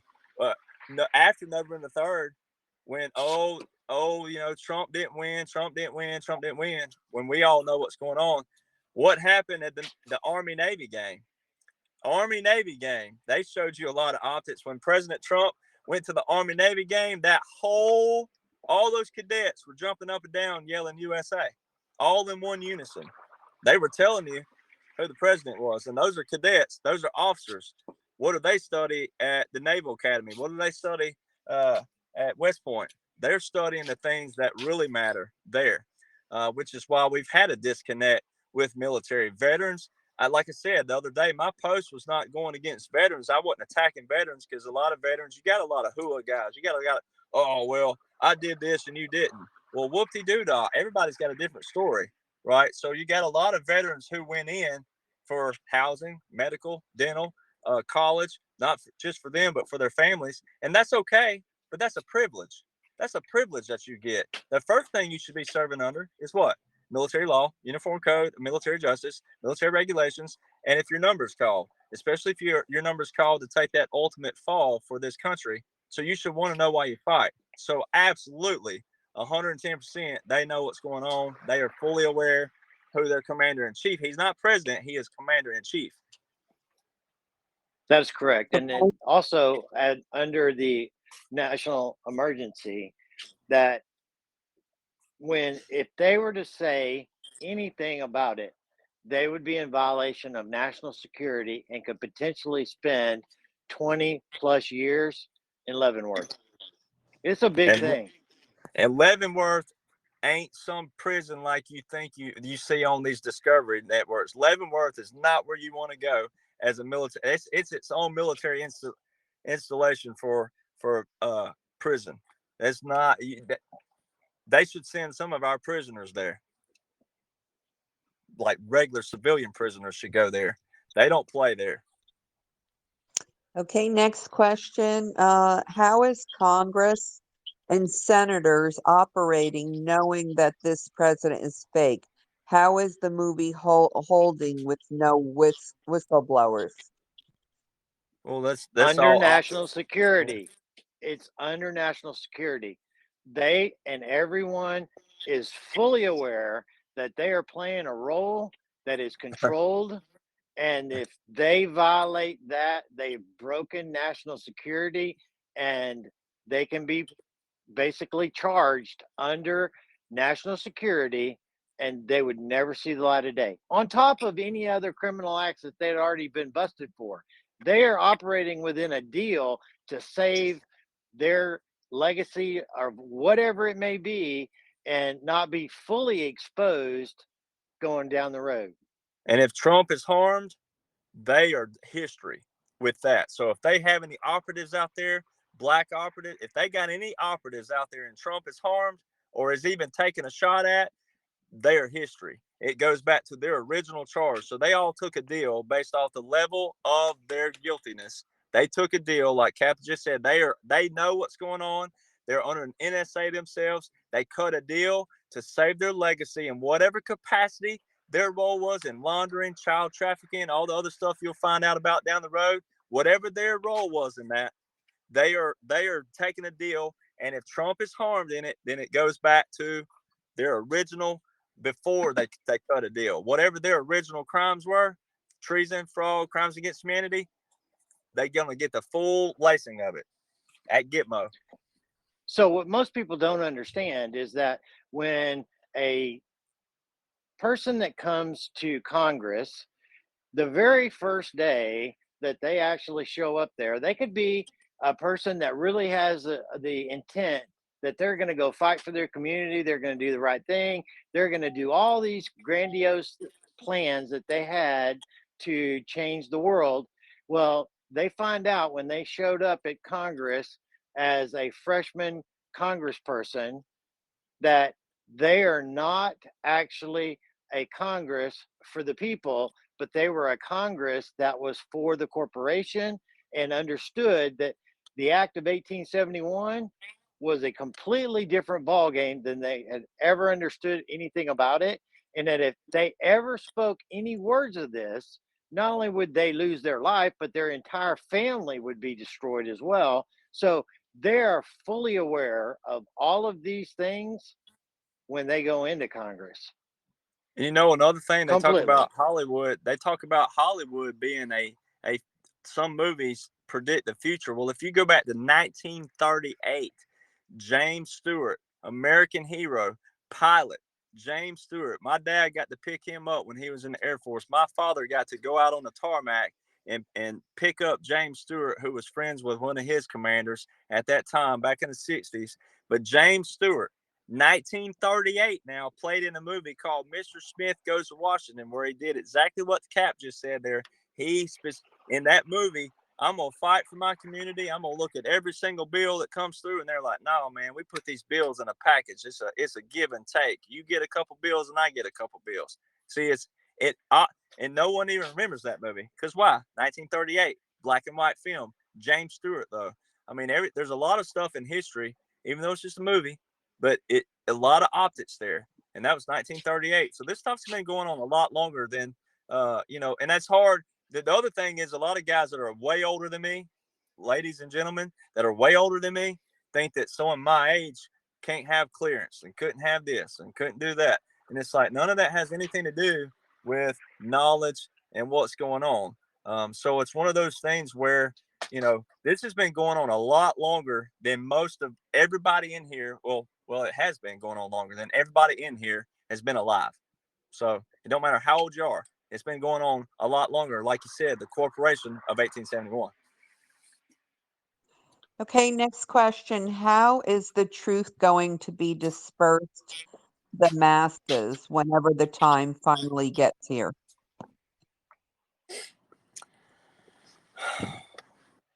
I think it'd be probably like a general assembly, don't you think, Cap? I'm not sure how, I don't know how they're going to reveal it to you, but I would think maybe.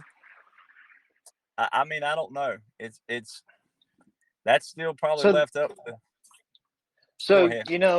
what they've talked about is, like I said, that they have where they're going to take control of the media. They've already got control over the media, but they're going to take control over the media and basically put out this information, and it's going to run continuously in 8-hour sessions, 3 times a day, every day, day in, day out. And so that the people will be able to understand what is actually taking place, what is going on and why, and where we're moving and where we're going forward, and that there will be no misunderstandings by anybody by what's actually taking place. And after that time period of basic disclosure, there is going to be a period of, I believe personally, about 6 to 9 months of basically kind of healing within the country. There's going to be a lot of good things that happen, but there's going to be a time of kind of healing and going through a process. And during that time, there's going to be a information that is out there that will allow people to take all of that basic disclosure information and take it as deep as far as you want to. Nothing will be hidden. And it says specifically that you will be able to know as much as you want to. And I caution people on certain areas that you think you can handle, but you can't ever unsee something. And some things are so horrendous that it is actually damning to your soul because, like I said, you cannot unsee the evil and horror that has been being perpetrated, that it can damage you. And I mean damage you. I know because I've witnessed it. And it was very, very difficult for me. If God did not intervene in my life, I probably would be dead right now because it was affecting me, my health, to a point of degradation. It was getting really, really bad for me. I couldn't sleep. I was having nightmares. And when you go 8 months, a year with 1 or 2 hours of sleep and nothing else, it damages your health very, very badly. So I just caution you on how deep and how far you want to go with the information that is going to be available to you. You can't unsee certain things. Just take that as a caution. The flip side of that, and the good thing too, is that the executive order called the 1776 Commission. A great read if you want to read out there. Great read of what's going to come after the healing process. We're going to have where everything is set back. That's why President Trump walked out that day optically back in December. He walked out with the Bible, stood in front of the church, and held the Bible up. And he showed it around. Okay, the 1776 Commission. He's like, we're putting God back in our country. We're putting our foundation back in our schools. Our schools are going to learn our foundation again. Our schools are going to be taught the very premises and foundation of this nation. The 1776 Commission is a great read. It will get you through. It'll let you know the flip side of things, but you're going to have to like you said, we got to go through the other stuff before we get there. But that's a great read too. Okay, next question. Will Trump get blamed for the vaccine and warp speed. He never made it mandatory, and I don't think he knew it was bad when it was released. So Well, warp speed was more so intentional because there was no way that the pharmaceutical company could actually do what they set out to do. They had already had a vaccine that was developed for their viruses that they had already created. So they already had a vaccine, but there was no way for them to be able to manufacture, get together, and push all of this out to the public and be able to do what they were being forced to do. And so by doing that, he basically played their hand, forced them into basically giving fake fake jabs to people thinking they were getting jabs that they were nothing more than saline solutions because there was no way in the world that they could even manufacture them. If you have to put things into a mathematical equation that if they were to produce a billion doses, it would have taken them 30 years to manufacture that many doses starting at that point. So there were different lot numbers of either class A, B, or C. I believe 3 different lots, and basically one was completely nothing. The second one was very partial and was mostly nothing, and the third was their intentional bad vaccine that they were trying to get out to be able to show that there were detriments to it, and he forced them into exposing their nature, that it was all about the money and it was nothing about being able to help people and to bring health and healing to anyone. and I'd The like to add to pharmaceutical companies are on going to that. go down for this, not Donald Trump. The other thing is I got it in my document, so I go look at the other random things out there, but it wasn't random, it was an optic. But all throughout 2019, President Trump, he had a couple executive orders, and inside those orders, because the whole time he gave everybody, as Captain, we were talking earlier in a different way, he gave everybody like that. That's why the Alamo speech was so important. All along the way, he already knew. They already knew. The military already knew. That's why he knew to write an executive order 2 years before it was to activate. They already knew election fraud. They already knew Hillary didn't dump enough votes. The Dominion systems have been fraudulent for years. That's why Lou Dobbs got fired in 2008 from CNN, because he said the Dominion systems will have a future jeopardy on our elections moving forward. He was fired too. Okay, so when you go back and you read executive orders, once again, they all hold answers. President Trump, his Alamo speech, he drew a line in the sand. It's what William Barrett Travis did at the Alamo. He drew a line in the sand and said, boys, those of you that stand on this side of the line with me, you're going to die right here. Now, that don't apply to what Trump was doing. He was giving everybody a chance all along the way to address his national emergencies, to address this, to come clean. If you come clean now to the American people, if you come clean now, your punishment will be lesser. Well, they never did. Well, in 2019, he had a couple executive orders. I got all this in the documents of mine. He listed the CDC in those executive orders. Okay. He gave them a chance to come clean. All right. He gave them a chance. Hey, I'm acknowledging the CDC. In 2020, he had a couple more executive orders to do with vaccines. Guess who was not listed? The CDC. So there's a lot of optics there that showed you who was not going to come across, they were just going to put their feet in the sand, and they just refused to be a part of the movement and to be truthful and to not kill people.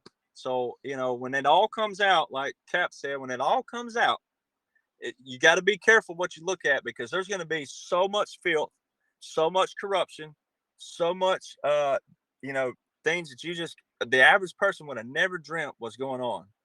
So you got to be careful. Like you said, there's some stuff. That's why they only give certain people certain things in the military too, because the military already sees enough as it is. A lot of guys, that's why they live with so much trauma, is because you see a lot of stuff that the average person just could not comprehend was seeing. So anyway. Okay. Let's see. I have a question. What can I do to prepare for what's coming other than stocking up on needed supplies to survive in the Bible? So what else can she do besides stocking up? Generator. You could answer more too. I'd say a generator if you don't have a generator. Candles, things that matches, things that you can tangibly, like blackout situations. No different when your power goes out. Same kind of effect. Um, Yeah, how are you going to cook food? How are you going to have, keep your perishables, from going bad? Make sure you have, medicines and, just basic things that you might need. Cash, Um, cash, yeah, cash. If the internet goes out, then all POS systems stop. So you won't be able to use any kind of credit card. You won't be able to use your debit card. None of these things will be usable. But there will be like stores that actually are using generators as well. If the power is on or off, then they may be open for business, but they're only going to be business that they're going to take is going to be through cash at that time. So just be prepared for different types of service, circumstances that may last, a couple days to a week, maybe 2 weeks at the, tops, but non-perishable things, and kind of rotate them when you get things. If it's been several months, get stuff that is new for that, use it, and you know, just put yourself in a position that undue hardships you won't have to go through. I mean, I live that way. I mean, I have a generator here. I've got, fuel, enough fuel to last me for a week. I have, generators that I can run my entire house, not just like my refrigerator and things like that. So, um, I would say do what's best for you and your family, and you should put a plan together for these different options of how are you going to do it. It's kind of like, the time for a fire plan is not in a fire. You need to have a fire drill and some emergency plans before that. It's kind of like, having an emergency evacuation drill with hurricanes and how you're going to get people out of the city before it happens. You can't wait until it happens to do it. You got to have these plans kind of ahead of time and kind of think things through. And they're telling us, even in the mainstream media, that there are things that are coming that we need to be prepared for. There are foreshadowing of future events that they're trying to warn you about to start getting prepared for. The other thing is you need a rally point, or like you can use all kind of military terminology. A rally point is what I like to say, just in case your cell phones, your children are somewhere you can't get to them, you can't reach them. Well, they automatically know, okay, rally point is going to be this right here. And if you don't hear from me after a certain date, and if you can get to this place, be right there. Or like a place that's always been around, like your grandma's house or something that's been there for 40 or 50 years. Like go ahead and make a plan just in case you can't communicate with someone. And if you can get there, obviously vehicle, you have enough gas, then have rally points, right? So just things like that. Right, next question. We'll just take a couple. Will Trump be arrested? I think the probability of it's very high, more likely than not.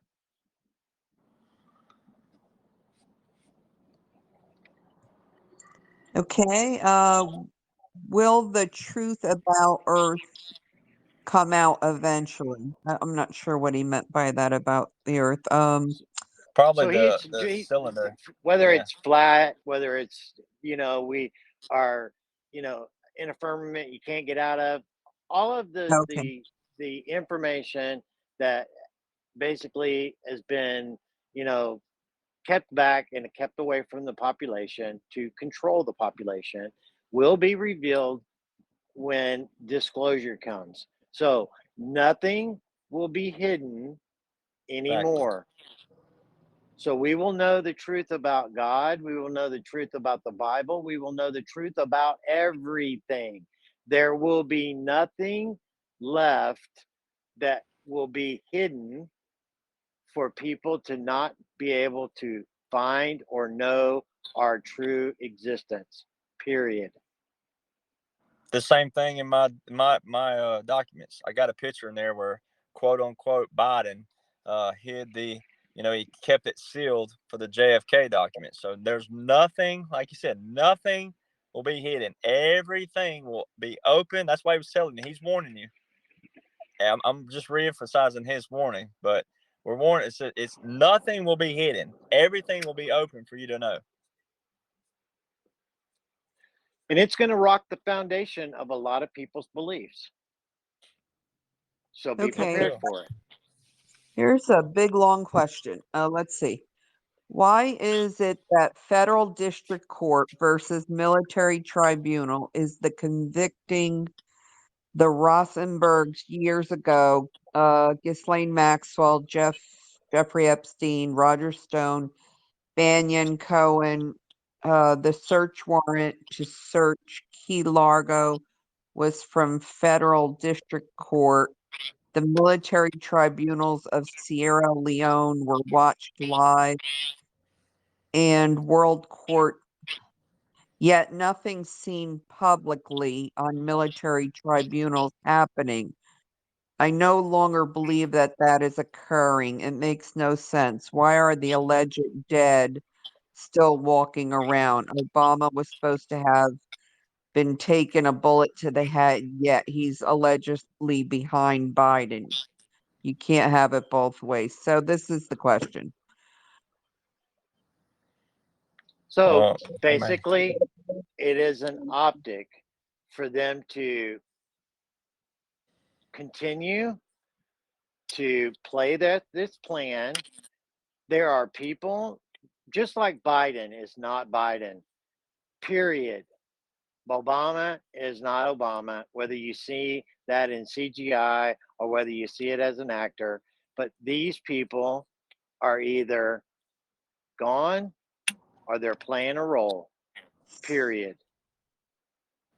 Yeah, and I've got plenty of pictures. I've got plenty of pictures that, like I say, and I'm not knocking. I'm not being condescending to you. But if you can't tell the two Biden side by side, Biden, Vice President Biden, those pictures, and the Biden actor, you need to see an ophthalmologist tomorrow. I can help you.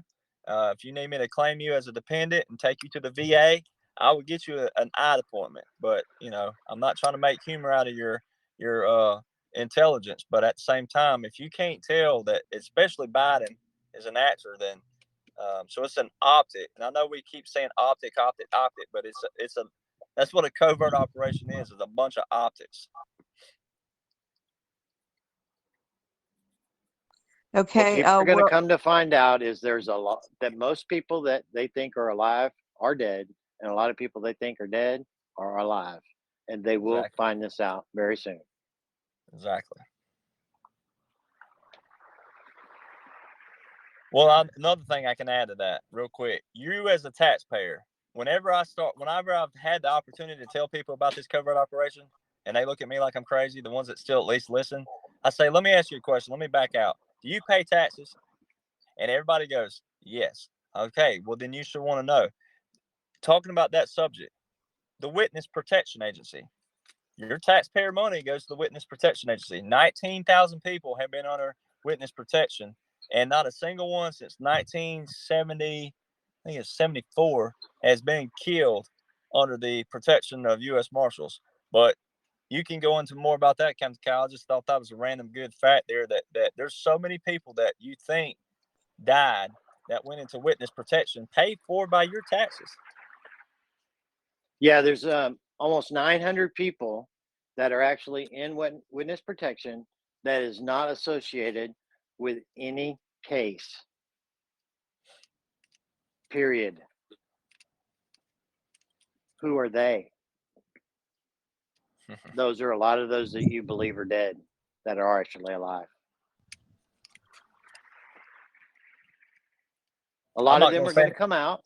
A lot of them are going to come out, but then there's some that are going to want to keep their anonymity and continue to live their life in peace. There are those, but a lot of the ones that are in witness protection were there for a purpose, and they have spilt the beans on all of this and have been in protection, bringing this whole corrupt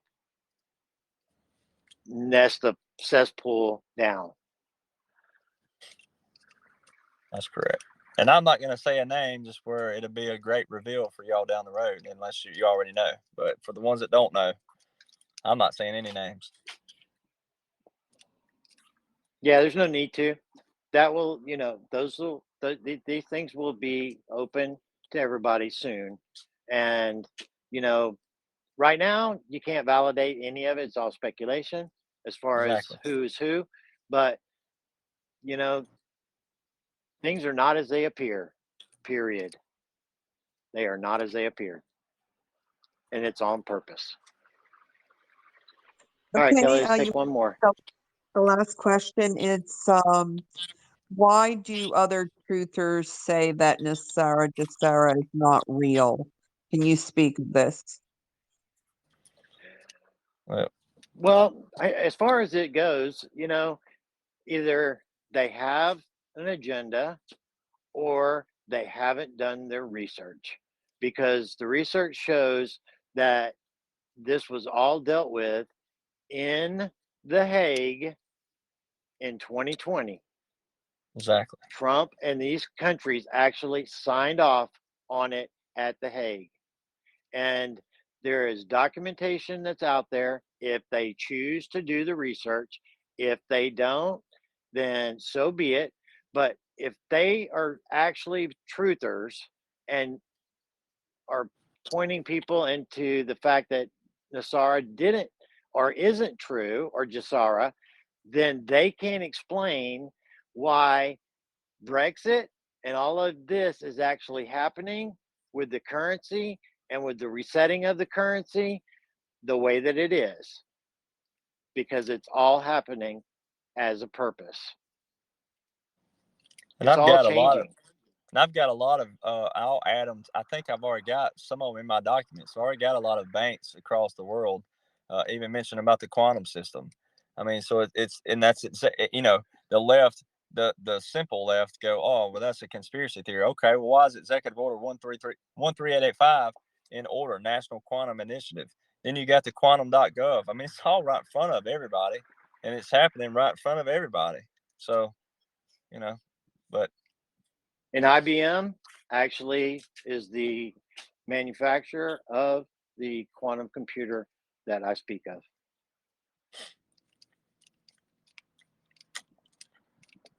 You know where IBM's headquarters is?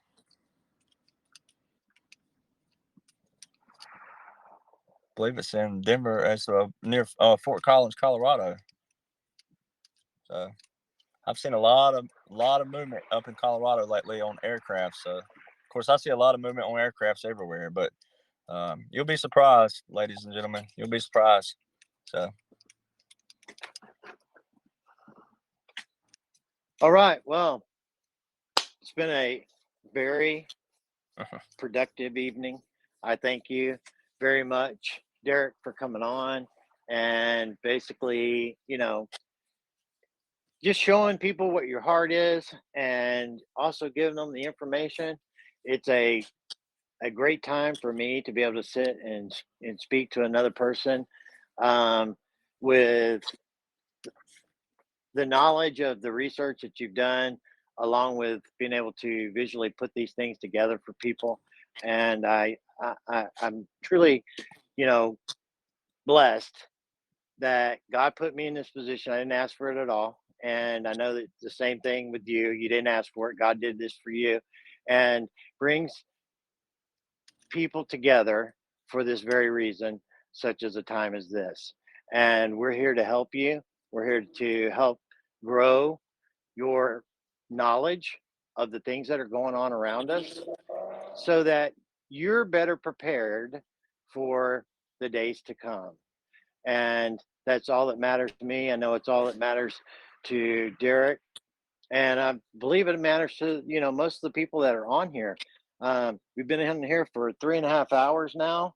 And at times, I don't even know how many's on here now, but we were at almost 3,000 people We're at almost 3,000 people right now, 2,995. We went up to I want to, 3,100. yeah, I want to thank every one of you because you're here doing one thing, expanding your knowledge of what is going on so that you can help yourself and you can help the people that you love, people that's closest to you when the time comes. I believe God is preparing each and every one of us for what He has for us in the near future. So, with that, Derek, if you would get with Kelly right after this so that we can help with getting these documents squared away so that we can post them onto Actually, the I'm sorry, side. Kyle. I mean to interrupt. I just posted them. They are uploading now. They're almost done, and I posted the passcode for everybody too. So it's all Awesome. taken care of. You just have to write down that Awesome. passcode to open them. Awesome. And Yeah. then as soon as this recording actually uploads from being finished, I will put it on to the channel so that everybody can listen to it and have it to listen to again if there was parts of it that you wanted to hear again, or be able to share it with other individuals. This is all about information. I know it's a lot to digest all at one time, and use it, do what you need with it. It's all for you. And with that, all of you be blessed. And I want to thank everybody that was here tonight. And thank you very much, Derek. We're going to have you back very soon. And we'll continue this conversation, buddy. Well, I just want to tell everybody, let everybody hear me telling you this, but it's an honor. Like I said, you were one of the first people I found to validate what I was going through emotionally as a veteran. So I just want to let you know that I've been a fan of yours for, it's just so hard for me to imagine that just a week ago I was looking at your post and looking at what's going on. And then here I am sitting here today. So I just want to let you know that. So thank you for the opportunity, and looking forward to being on here again. So, with that, I always say, but God can make all things happen. And He's made those things happen in your life that quick. So, we need to all understand that with God, anything is possible.